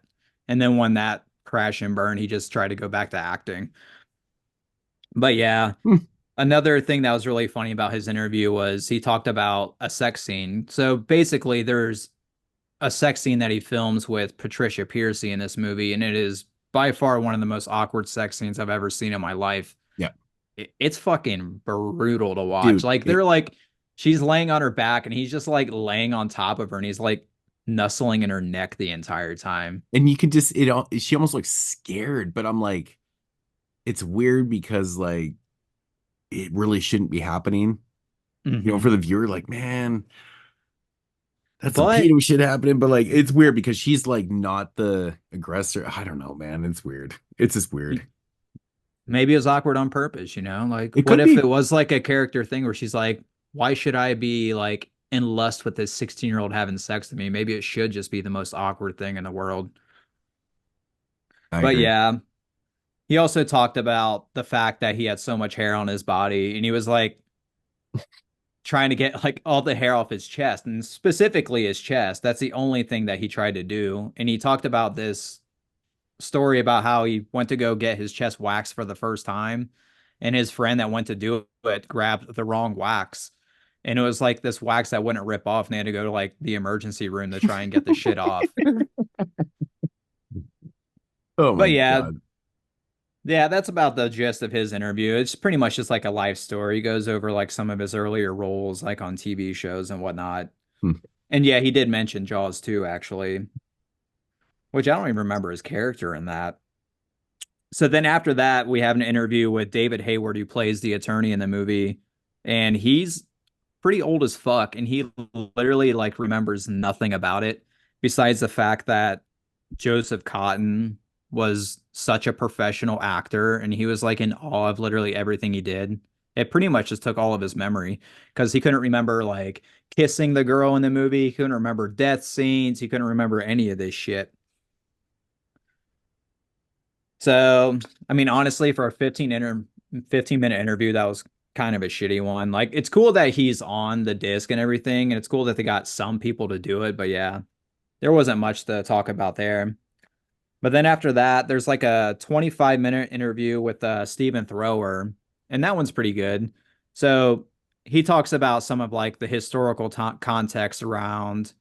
He talks about how the movie was shot in 1979, and it was originally released in January of 1981 as Delusion, and it pretty much just crashed and burned. And then that May, they re-released it as The House Where Death Lives. And he also mentioned that throughout its history, for like the first 4 or 5 years, that movie got released like 4 or 5 times because they just kept trying to push it on people. So yeah, he was just talking about how like why people probably didn't like be so high on it when it came out. Because I mean, let's be real, 1981, when you're trying to watch like an atmospheric slasher, it's not going to stack up to My Bloody Valentine and fucking Friday the 13th Part 2 and any of that shit. So literally came out at the worst possible time it could have. If it came out a year before, like, we could be talking about this movie in a completely different context. Well, I agree. Yeah. Yeah, it was just terrible luck when it came out. But yeah, I would say like the first half of his interview, he talks about like some of the stuff about the movie and the historical context around like slashers around the early 80s. But then he talks about in the last half of his interview, kind of just like a critique on the movie itself. He talks about some of the narrative tropes and shit like that, and what he liked and what he didn't like about it. And it was a pretty good interview. And then lastly, there's a commentary by The Hysteria Continues, and I didn't get to it, but they've been doing commentaries for Vinegar Syndrome for like the last 10 years. Like, if you like them, you know what you're into. Like, I'm a big fan of their podcast, so I'm definitely going to check it out when I have a chance. Like, it's fun. I like all their little tidbits and all this other shit. But yeah, that's pretty much it for this movie. Not too much, not too high on the extras or anything. But yeah, solid release. Never had a disc release before, and here we are again. I give the movie 7.5. I don't know about you guys. Wait, Moodz, you're the only one who watched it. Yeah, I think I'm trying to remember what I gave it. I think I gave it a 7. Yes, I think probably a 7 or something like that. Yeah, it's decent. It's decent, but I totally 100% agree with you. If it came out earlier, because 81 is not the time you want to be dropping a slasher film like this. It just, I mean, you know, if you look back in the archives of 81, man, there was a slasher film, maybe even 2 opening up every single weekend, lost in the mix. Like, it had to stick out. 80 would have actually made sense because surprisingly, there's not that many. Like, 81 was the huge boom. There's slashers in 80s. 1980, of course. Friday the 13th. But like 1980 isn't an overhaul of slashers. 81 was. This was poor timing. Right, because Funeral Home was 1980, right? Yeah. And then like Silent Scream had already come out in 79. So it's like we were already used to this type of thing by then. But yeah. Yeah. It's so crazy how like being only like 6 months late made such a difference. Dude, like if you go back and like I actually looked it up, it is fucking crazy, man. If we were alive, well, I was alive in 1981, but if I was old enough to be going to the cinema and watching films, you could have went to 1 or 2 slasher films every weekend. Could you fucking imagine? No. It's the like whole year being like that. That is a literal wet dream to like horror fans nowadays. The fact that we couldn't experience that shit. It's so mind-boggling how many slasher films came out in 81. And it makes sense, like even why some of the, you know, the ones that get a little bit more praise now got lost in the mix too, because there was just so many. People forgot about them. There really was. There was some that stuck out, some that were mid-tier, some that even were bottom, but maybe not because they were shitty, it's just because they didn't get the exposure. But you know, you get something like this that gets released. Wrong time, man. And on top of that, I hear that the VHS transfer that it had for the last 40 years is absolute dog shit. I believe it. So that definitely doesn't help its cause. And it's so crazy because then you get this movie released by Vinegar Syndrome, who obviously does like the most insane transfers. Just give it its love. It looks so good. Like I was just blown away by this whole release. Honestly, this whole month. Yeah. Good stuff. All right. I don't think like he watched his movie and fucking main review. That's it. Tyler Yeah. hasn't spoken like an hour and a half. Yeah, he didn't have any Tyler's a time. cheap ass and he doesn't want to ever buy anything. No, I couldn't see him buying these ones. So okay, so let's get into the feature review here. From 1997, directed by Paul Schrader, and it's a film called Touch. Have you guys ever seen this movie before? Nope. I'm a Paul Nope. Schrader fan. I've Absolutely never heard of it. not. You Not are only Paul, have I, not only have I never seen it, I'd never even heard of it, dude, and that's neither have I. crazy. And I'm a Paul Schrader fan. dude. Same. Okay, Dude. I'm glad I'm not the only one here because I've seen, I haven't seen a lot of Paul Schrader films. I've seen Blue Collar, I've seen Hardcore, I've seen American Gigolo, I've seen Cat People, I've seen Patty Hearst, which actually Vinegar Syndrome release, right? They did a release of that one. And Yeah, I that's didn't know it, that. dude. I think I've seen Affliction before, and I swear that's Same year. Yeah, the same year. Oh no, I've seen Dog Eat Dog, which he did a few years back. I saw that. I watched that Have you one guys too. seen? Have you guys seen Mishima? Mm-hmm. Well, I think that's his best movie. That movie's insanity. Okay. Yeah, I think I'm like huge. I think I'm really like well versed in Schrader from like 70s and 80s. For me, like Yeah. 90s to like late 2000s is like my big blind spot. Yeah, on him. I'm like So I the haven't seen same as Machida. you. That's like I've seen everything up to Machida, right? Yeah, And then I've seen Patty Hearst, which I only saw Patty Hearst when Vinegar Syndrome put it out, I which haven't I didn't seen- actually think was that great, to be honest. I think there's more. I think the movie could have been better, but I haven't seen that or Affliction, but I've seen Light Sleeper. I've seen every other movie. I think you guys named. he also did Dominion, the prequel to The Exorcist. I forgot about Yeah, I that. never watched that. I was looking through his filmography and I saw that. I was like, what happened here? It's honestly, Oh, man. you know what? He made that bad. good movie a couple years ago, First Reformed. Yeah, I haven't seen that one. I That watched Dog movie- Eat Dog That movie's though. really good. That's one of his best movies. So he's an interesting director. I mean, I'd probably like American Gigolo if if our main character wasn't fucking Richard Gere. I can't That movie's stand. decent. I don't think it's like incredible, but I think it's No, it's I pretty just I decent can't. movie. I think Richard Gere sucks. I think he's terrible. Yeah. I don't honestly really think like him he's in a that terrible, unlikable there's something about him I just can't stand him. Honestly, like I didn't really like him in that movie, and I watched the movie a couple months ago. That's supposed to be like one of his like best like performances, and I was like, this is nothing special. Like the movie's good, but like this didn't have to be him. All right, so quick little synopsis on the film. At the discovery of his ability to work miracles, Juvenile, the fuck is with that name anyways, becomes a media sensation, but now he's prone to those who want to exploit him. I think that's actually kind of a wrong synopsis right there. That doesn't sound that accurate. No, it's not accurate at all. The first thing I was intrigued by this film was the cast. I was absolutely fucking floored by the amount of people in this film. Like it's crazy, dude. So our kept main popping character up. is played by Skeet Ulrich. He plays Juvenile. People might know him from Scream. We got Christopher Walken in here. I think it's Ulrich. Ulrich, whatever. Bridget Fonda, Christopher Walken, LL Cool J has a quick little cameo in the beginning of the film, which makes literally no fucking sense to me. It's so You know stupid. the Not best only part about that is, but what? LL Cool J gets top billing because they list the cast by alphabetical order. Oh Yep, my dude. god, that's so They stupid. probably It's, just put his name on it. 'cause it's literally a top. clip of Gina him Gershon. on like an interview. Yeah, so it's Gina Gershon, her character. She's a talk show host, and the movie starts out with her interviewing LL Cool J playing himself, and she's like, "Do I call you LL? Do I call you Cool? Do I call you?" And he's like, "I don't need this You shit." call you me fucking-" ladies love cool James. damn it. Exactly. And then he fucking runs off. So of course we got the beautiful Gina Gershon in here. We got Conchetta Farrell, which she's fucking awesome. I always liked her, man. Who else, man? We got Anthony Zerbe in this film, Tom Arnold, who in my opinion, steals the fucking show. He is really good in this. Brecken Meyer as his little sidekick. Breckin Myers in the film. We got Richard Fancy. We got Matt O'Toole. We got Chris Hogan in this film. Like William Newman. Like this is ridiculous. There's so many. Don Novello, man. Oh my God. It just never ends. There's so many fucking people in this movie. And these are the type of character actors that, you're like, who?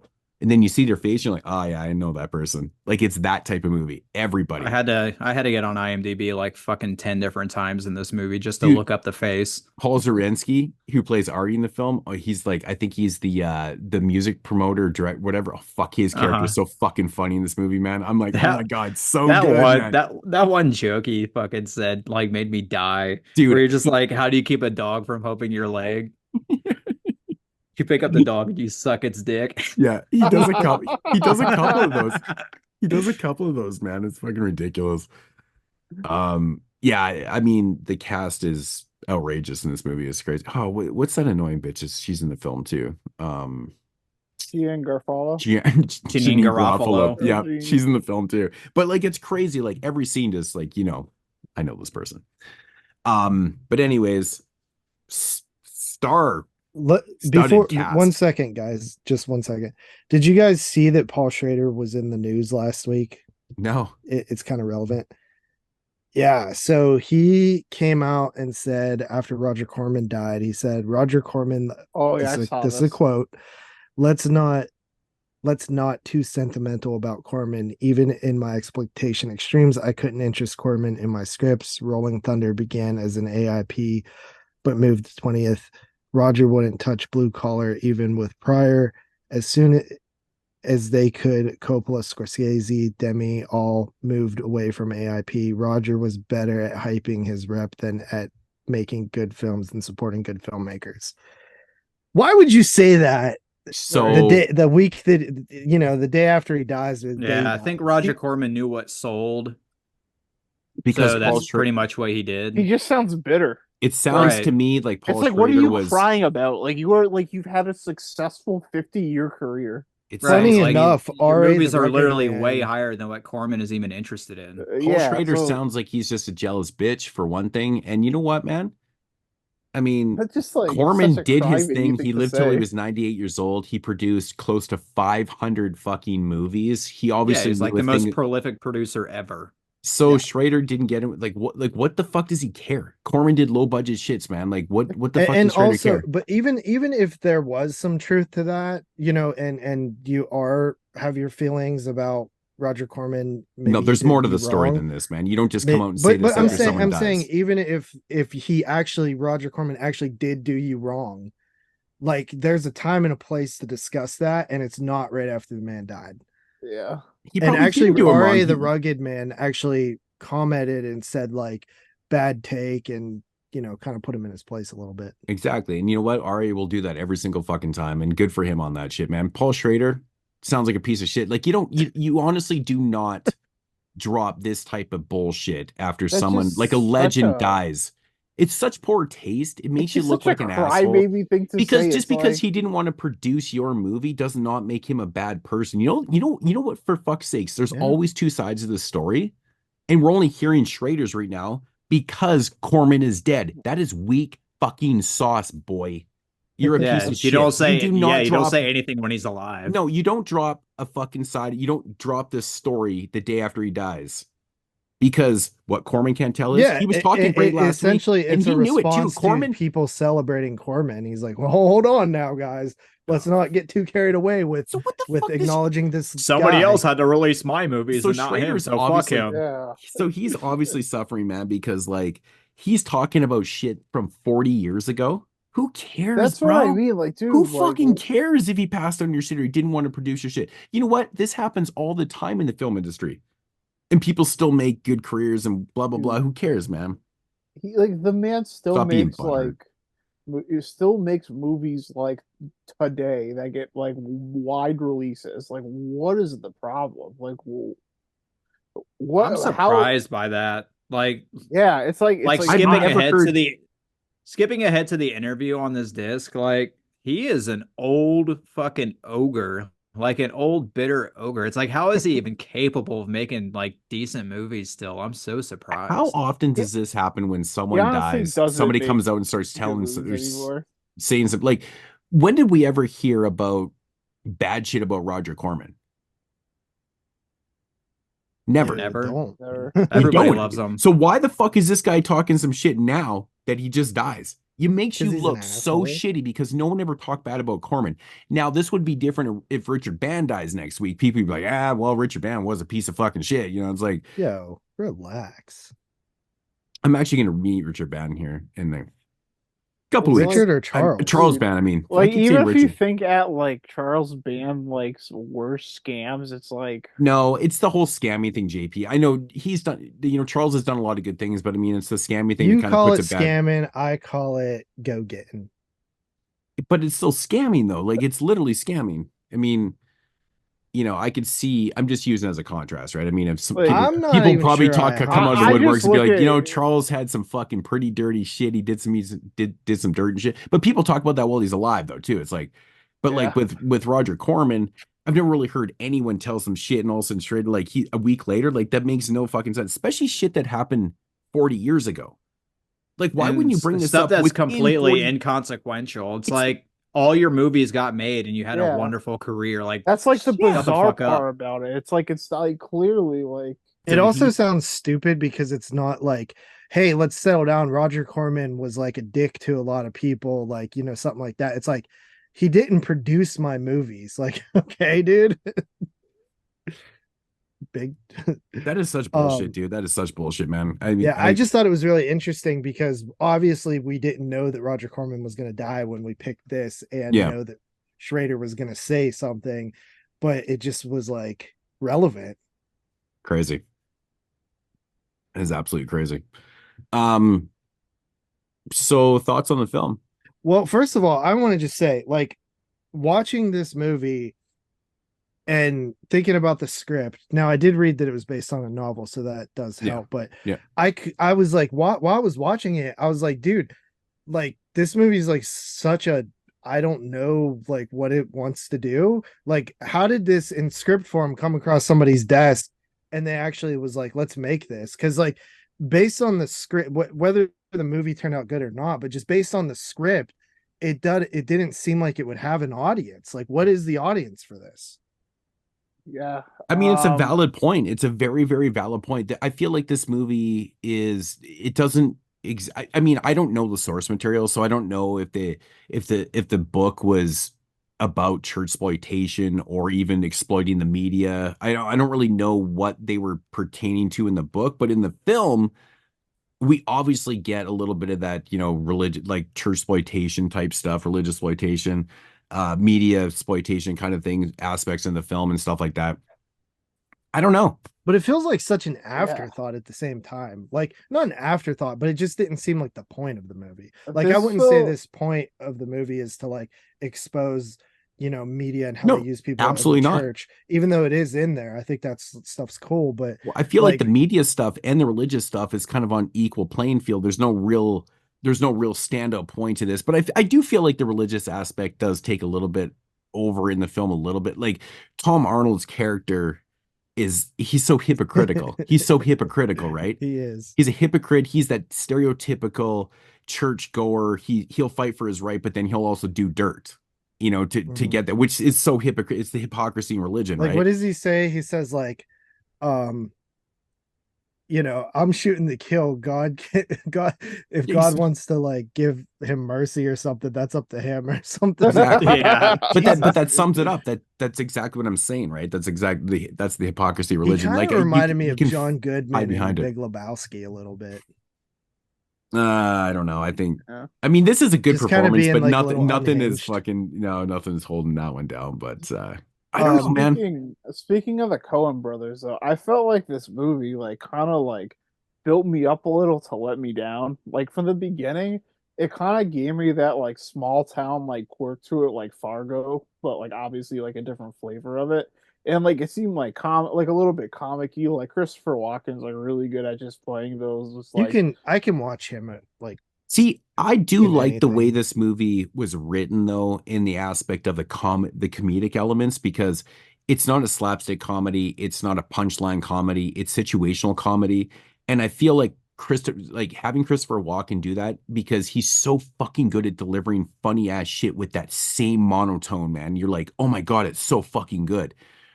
But like He's very between good him at and that, Tom like, Arnold, who's a little bit more excited in his comedic shit, like they definitely steal the role in this film. I feel like even though this movie has great fucking surrounding characters and stuff, everybody seems to be a little bit underused.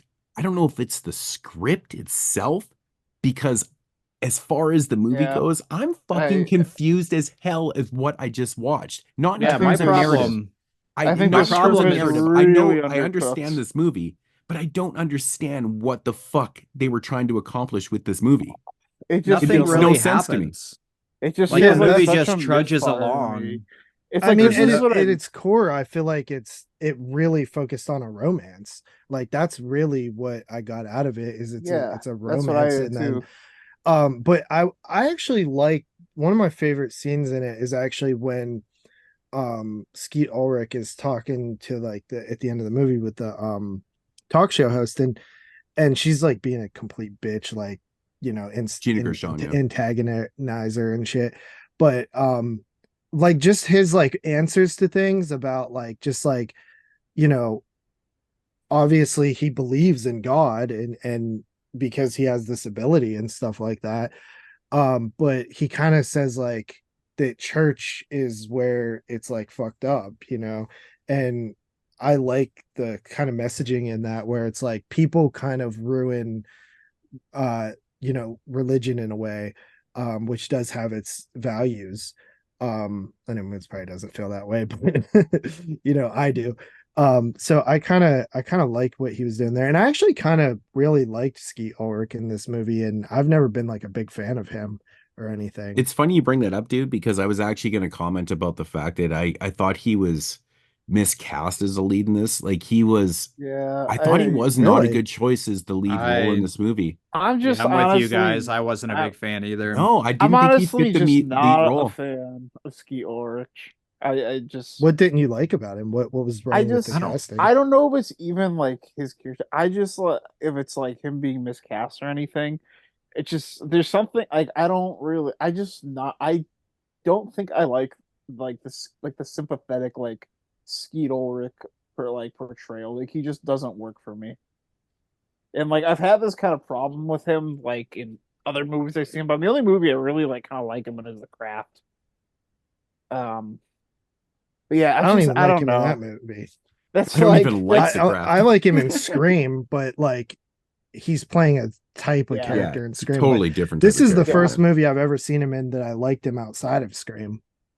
I almost feel like he's still kind of in scream mode in this movie. Like the way he's Really? like just the way he like talks and the way he like moves. I don't Like like I think exactly that's like his there's voice, something bro. about yeah. I don't it like was one. just it There's was something. so like lovey Billy Loomis to me. It's something about like his body language and it's just like delivery. I don't know. It just doesn't like. So I just doesn't vibe with me. I mean, he was fine, but I yeah, think to you guys are me he just a was bunch of haters, really. No, Hey, I it's honestly possible, I maybe. can't. You guys I he you hate was guys just probably the don't sometimes. like weakest his link to look. me. You I don't like hate his look or sometimes when It's I something. can't possible. pinpoint it, but I think, His ass wasn't that cute. oh, dude. Okay, so I have a note written down. The most disturbing thing in this movie was To the the guy scene Edward where Furlong. Ulrich walks out of the bathroom and he's buck naked and he hugs fucking Bridget Fonda. And the scary thing about that scene is that you can see her head and then his ass. And I'm like, oh, come on, man. I just want to see her naked butt. Come on. Which I ironically, mean, we actually did see her naked butt that same year in Jackie Brown, you kind of Boom. see her boobs a 1997. little bit. Yeah, you So, get some anyways, side but boob that scene action. that was a weird scene. But it's funny that we all kind of took different things. Like JP took like a romance story out of it. Like I saw the more church exploitation angle, the media like exploiting the media, like just how fucking shitty they can actually be, But then the pure exploitation of just the human beings of like Christopher Walken's character. He's a fucking hustler, bro. But it's kind of cool because like he was a minister, like he was like this religious thing, but you can tell, and I think his character is written so well because he's so subtly a piece of fucking shit in the film as being a piece of shit, if that makes any sense. Like he walks around with this huge chain that says "Thank you, Jesus" on it. Like it's a That fuck chain you to it's rocks. fuck you to like the whole religion going, I'm a hustler, man. I'm using this as a front. I'm going to steal everything that you fucking have. He owns a used RV lot and he exploits fucking like this shit. Dude, his character is amazing. Nobody cast better than Christopher Walken in this film, man. It was Um, so perfect for him to be in that role. the whole thing about like exploiting juvenile, it's like interesting because it isn't like what you would expect. Like it's like he doesn't even care really. Like, you know, he's like he's Well, just he going with doesn't the care, flow, JP, you because know? he's not viable in society. You know what I mean? Like he was living as like a monk for like forever. He's Mhm. new into society. He's basically so naive to what's going on. He doesn't know better to fight back. But then he just has this idea of like, I don't care. I don't care about the Yeah, money. I I'm just just gonna do this. Like that's why he's so easily exposable. And I think it's a commentary on just how fucking people can be, even the religious factor. It's like I can pull this person in. We can we can tell him to do this and fuck, do the shit, man. It's scary. It's actually fucking scary to me. Shit freaks me out a little bit. But you know, Yeah, and that's the way it goes, man. People are he almost had easily like a manipulated. child's mindset too. Like you said, he's been in a monk so long or a monastery. Yeah. And yeah, like there were like parts in the movie where he was going on about like basically how ignorant he is in like the real world. He's never loved a woman, shit like that. So yeah, obviously he's easy to like manipulate and exploit in this movie, and he was exploited by everyone. I feel like that is the bigger picture because more of the story does revolve. I mean, there is a lot to do with the romance stuff, but I feel like it's just weird because Christopher there's Walken's no character's kind there's of elevated a little bit. Like it always kind of comes back to like what he developed and obviously with Tom Arnold's character, he's kind of like the side show in it because like he's literally started like a new faction of religion. And like he's no exploiting women that to the allowed. point. He doesn't, yeah, and that's the great point. No fucking women. Like, what the fuck is that? The thing that That's about some the like whole 2024 like shit right the there. the That's some point that 2024 it's shit. the point that it's like um about, you know, the exploitation of people and stuff like that. The problem I have with that being like such a core focus is it just nothing bad actually happens out of it. Like, yeah, he got exploited, but like there's no downside to his exploitation. Like, what is the downside about him getting exploited? There was literally nothing. That was probably my biggest problem with this movie is the fact that it Yeah. is so fucking like lighthearted. There's nothing like dark. It's just everything is just so vanilla to me that That's what I happens. I mean. couldn't Like it agree more, really man. let me down. Like it just I'm it felt like I felt like it was gonna be like its own like spin of like kind of like the quirky crime like Fargo type movie. And like especially once Christopher Walken started talking, he's so good at that like comedic, like sarcastic delivery. And then it just like turned into this like baby soft romance movie. It's like, what the Right. fuck? And then Tom Arnold started to get more unhinged, and I started to get more excited. Yeah. And then yeah, I was also let down when that like well came And to an because end. because even like because when it he comes falls full out of the circle window, and it it does almost it doesn't even look like the struggle looks like very fake. Yeah, it looked terrible, especially when I watched an awesome person get dumped out of a second story window in the house where death lives. yeah. Yeah, I mean, I feel like this movie never really knew what it wanted to be. Like it kind of rides this angle of a pure exploitation. You feel like it's gonna end in pure disaster and pure turmoil, and it's gonna be exposing the evils of fucking media and in the shitty ass fucking church and religion and shit like that. But ultimately, what it comes down to is fucking happy endings, and nobody got So a massage, safe. and nobody got a fucking massage. You know what I'm saying? Yeah. So, yeah, I We couldn't mean, even get a sex scene in this movie. Like literally everything was just played so safe. Yeah, it's and kind of weird. I don't know. it's It's got just weird like it comedy in it. starts off like so like different because you have like this abusive dude like and this blind like bigger girl who you feel bad for, but then like nobody's even reacting. like like Christopher Walken like comes in and he's like, at first I thought, oh, he's gonna beat the fuck out of this guy, but like it's just no reaction. And then Juvenile comes in, there's like still like kind of no reaction. And I was like, this is kind of interesting. But then that was like the height of the interest for me. I just feel like there's one really great scene and it's towards the end of the film, and it's where we have a bunch of characters sitting in like a club or Like restaurant or Gentlemen's whatever. Club. Gentleman's Club. Like that scene's That pretty is good. a good scene. It's got some decent dialogue, but like that's where I the believe tonal, it's a gentleman's club. that's where I feel like the tonal shift is like so extreme in this film because there's like parts where it's subtly goofy and it can be serious at times, but then you got this and that whole scene is like fuck dude, it's like serious, but then we have this bizarre line where the chick turns to the dude and says, um, never played carnival, and he's like, what's that? And she's like, where I sit on your face and you guess my weight, like, and that's how the scene ends after like that's a good bar joke. But it was like in a scene where it was like kind of serious and like they were kind of going over some shit, and I was like, what the fuck does that? I'm like, that was a weird end to the scene. It's fucking strange to me, but Yeah, I don't know. I don't think have much else. it's a mixed bag for me, man. I just feel like when you have this many fucking awesome character actors, you gotta have a script, man. It was just strange too. It just felt like a really bad version of like, I mean, this is like all post, like I hate using the term, but like post Pulp Fiction. It's not Pulp Fiction. It's not trying to be Pulp Fiction, but I'm saying when you have a star-studded cast. Yeah, but everybody was trying to make movies like that, like exactly, like more dialogue, heavy dialogue, like, lots of character actors, lots of witty dialogue, situationals. I mean, I will give him credit. Some of the comedy in the film made me laugh. Like I said, with Christopher Walken's chain with where it said "Thank you, Jesus," that shit cracked me up. Even the scene where he like hands her the bagel that was in her mouth, and she's like, "It was in your mouth," and like he takes it back. You gave me the one you bit. Yeah, it's like that shit made me laugh, man. But even like that No. scene, like she's like starts off like extremely pissed about it, but then it's like at the end she's like, yeah, like it's like nobody actually cares about the like exploitation, but it seems like it's supposed to be a big deal. Right. I don't know. It's a weird movie. What do you guys think about this as like a cinematograph? I mean, release? I honestly haven't been thrilled with the selection the last 2 months, but Well, actually, in my opinion, I think like I like what Red I Rock think West. was- I thought was I the like height Red of Rock their- West.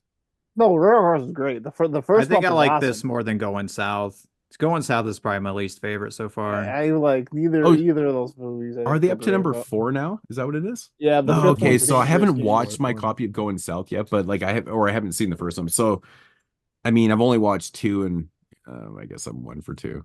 I mean, I'm happy with the line. Like, I mean, it is Yeah. auteur based, and it is a movie that he has that nobody has literally ever seen. And I mean, I did like the movie, but it's just you wanted so much more out of it. It just felt like it was just the glass was half full the entire way through. Yeah. Yeah. I mean, I'm not like I'm looking forward to the next release for sure. Yeah, I'm really excited about that one. And it's like if they're gonna take What is stabs at it? movie, it's Dangerous Game from Abel Ferreira. I I think I've just seen that. yeah. I mean, if they're gonna shoot for obscure stuff naturally, 'cause, like a lot of it, Well, it's obscure studio stuff, right? Yeah. Like, that's like kind of what they're doing. Yeah, this here. is a weird one, man. 1997, and none of us really knew about this film from a Yeah, director but, that we like- knew about. Like, it's the weirdest thing ever. that's and what I from mean. a major studio. Yeah, I hope it's they fucking don't just trippy to me, like man. start looking at like notable directors and just look at their like most obscure film that would probably just like didn't really get any attention for a reason.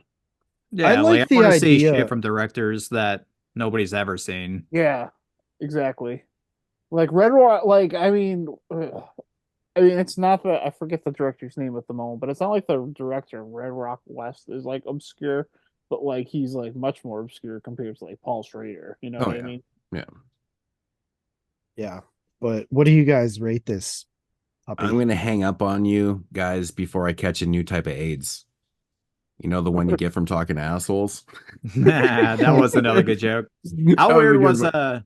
it was really interesting that Dave Grohl did the music to this movie. How Oh my random is God. that? Yeah, So I I'm did watching see the his movie and I'm name. like, man, I like the fucking, it's got this kind of David 90s Grohl. grunge fucking rock and roll sound. And I'm like, I looked it up and it was like fucking David Grohl. I'm like, oh my God, totally. Yeah, I saw him in the credits at the beginning. I was like, I oh, looked it is up while that I the was watching the same movie. I'm Dave like, I Grohl? like the music, and I'm like, it sounds very 90s grunge kind of thing. And I'm like, I like it. And oh, fucking David Grohl. Fuck. I like the Touch theme song by him and the singer of Veruca Salt. Yeah. Yeah, the music was good, man. Fuck, dude. I just feel like it's it's not the characters in this film. It's just the story. It's just the narrative. It's just the execution of what we have here. I feel like from point A to point B, the movie ends and you're like, really? Yeah, Like I just Yeah. don't think they nothing had enough fucking for a happened, movie. dude. Like nothing happened. You're like, yeah. what the fuck, man? It's like It like you're bottoms out kind of quick. I can tell you right now, if this script came across my desk, I would not have greenlit it. I would have rather greenlit fucking. the only way you would greenlit it if it had the characters or the actors playing or written in the script that were going to play these I characters. still If wouldn't the cast greenlight was it. already made. Yeah, I I'd be probably like, still okay, we're wouldn't doing greenlight this. it because I'm like, this is just I just don't think there's a movie there. I don't know. It I just don't know. didn't. Yeah, I was hella disappointed with this, man. I'm glad that you guys are on the same page because this would have been a really I mean, interesting film. I'm not gonna say I didn't like that I hated it or anything. Like I thought it was No, thought I it was didn't like hate this movie decent. I either. didn't hate it. I just thought it's like I will never probably watch it again. Yeah, it's ever. not unwatchable, but it's not like not anything to really really recommend. No, it's So just yeah, I guess we'll get into ratings. I don't really have a whole lot more on it. I mean, Yeah. I have one more thing. There is a Howie scream in this movie around the oh yeah, 43-minute Yeah. mark. Yeah. That made me That very made- excited. Yeah, that made me laugh. right. Another thing that made me laugh is like during one of the miracles, like Christopher Walken's looking up with a bagel hanging out of his mouth, and he's like, "What a miracle!" But it literally sounded like he was saying, "What a mackerel!" Like the fish.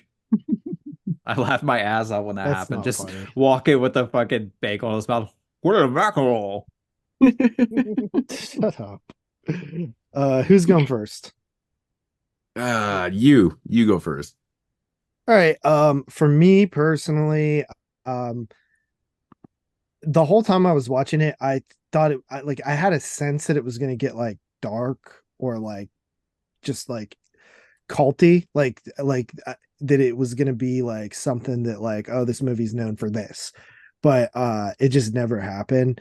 I didn't like I was like okay with like the love story drama aspects of it, and like I said, I did enjoy like the commentary about like church specifically.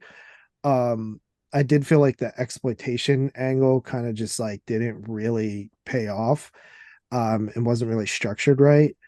I didn't find very much funny in this movie, and I read that it was like considered a dark comedy, but like I personally didn't find much funny. The I shit that thought I laughed at was not intentional. I did like Tom Arnold's character probably the best out of everybody.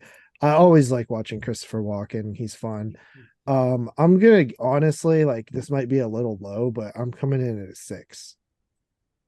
I'm also at a 6, and literally everything you said. It's not very dark. It's not very funny. It's not very exciting. It's just a decently paced movie. It's at 96 minutes. Like it's not boring. It's just there, and it's fine. 6. Yeah. I'm gonna be at 5.5. It's decently paced, like you said. Like it didn't feel like it dragged or anything, but I was just like, It's one of those movies yeah. where like you're hanging on because you feel like it should get interesting, and then it just never it just does. doesn't. And it ends. But it's like because you weren't ever bored because like you keep thinking something's gonna happen, Yeah. and it has good actors and stuff, so you're like, okay, I'll stick it out, and then just like by the end you're like, wait, that was it? Like that's the Yeah. movie? Yeah, you're building up to this talk show, and it literally just ends with a wet fart. Yeah. Needed more Yeah. Gina Gershon. So what do you guys give it? Sorry, I had to.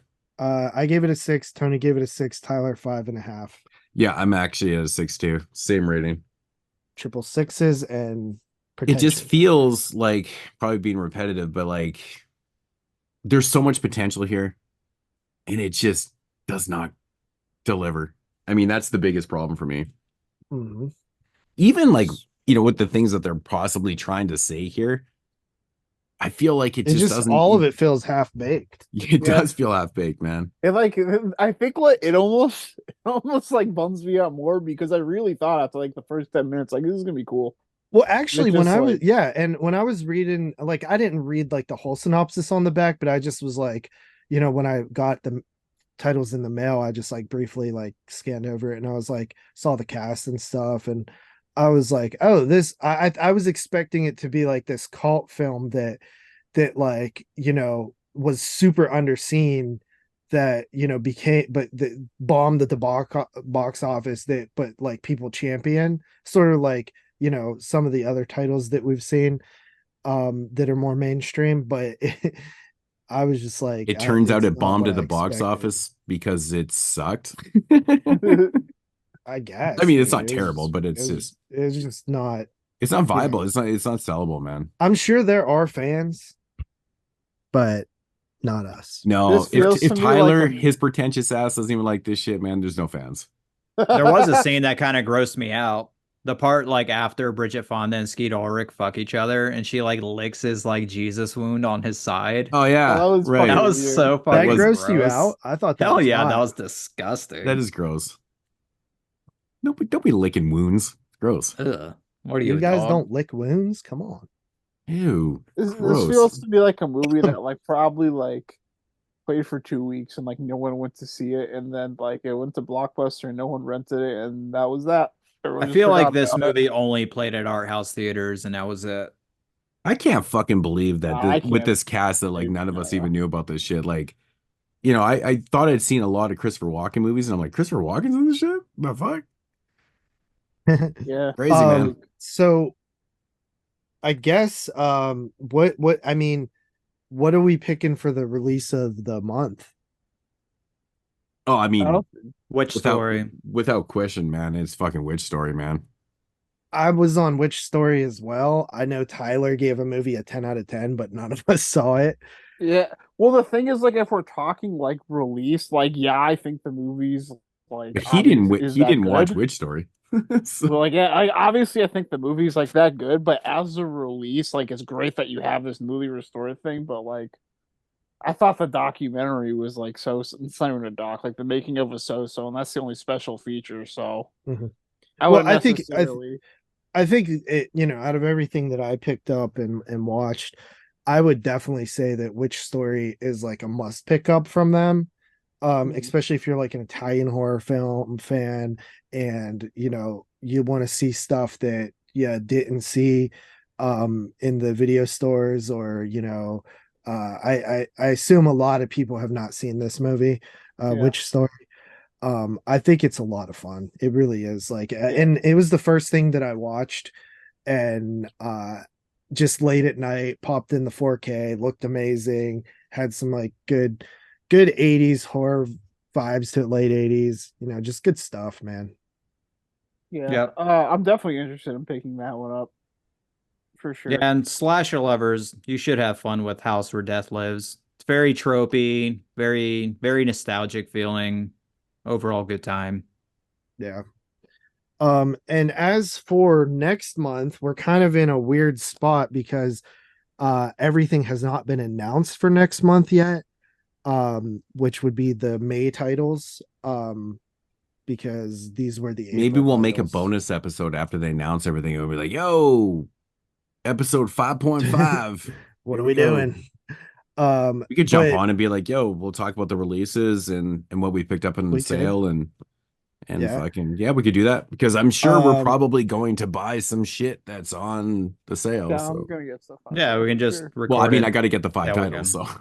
So, but yeah. But I'm leaning heavily into the Homegrown Horrors box set. I kind of want to maybe pick something out of there. Uh, which but one? Which there's one are you leaning towards? honestly probably what's in there. So yeah, Revenge, Revenge, Haunted Haunted Ween. Ween, and what's the other one? It's a movie directed by the guy who did Moonstalker. Yeah, yeah. Yeah, I Deadly can't something. remember. I don't Yeah, know. but another Probably slasher. the Halloween one. I've seen it before. Haunted Ween. Yeah. Yeah.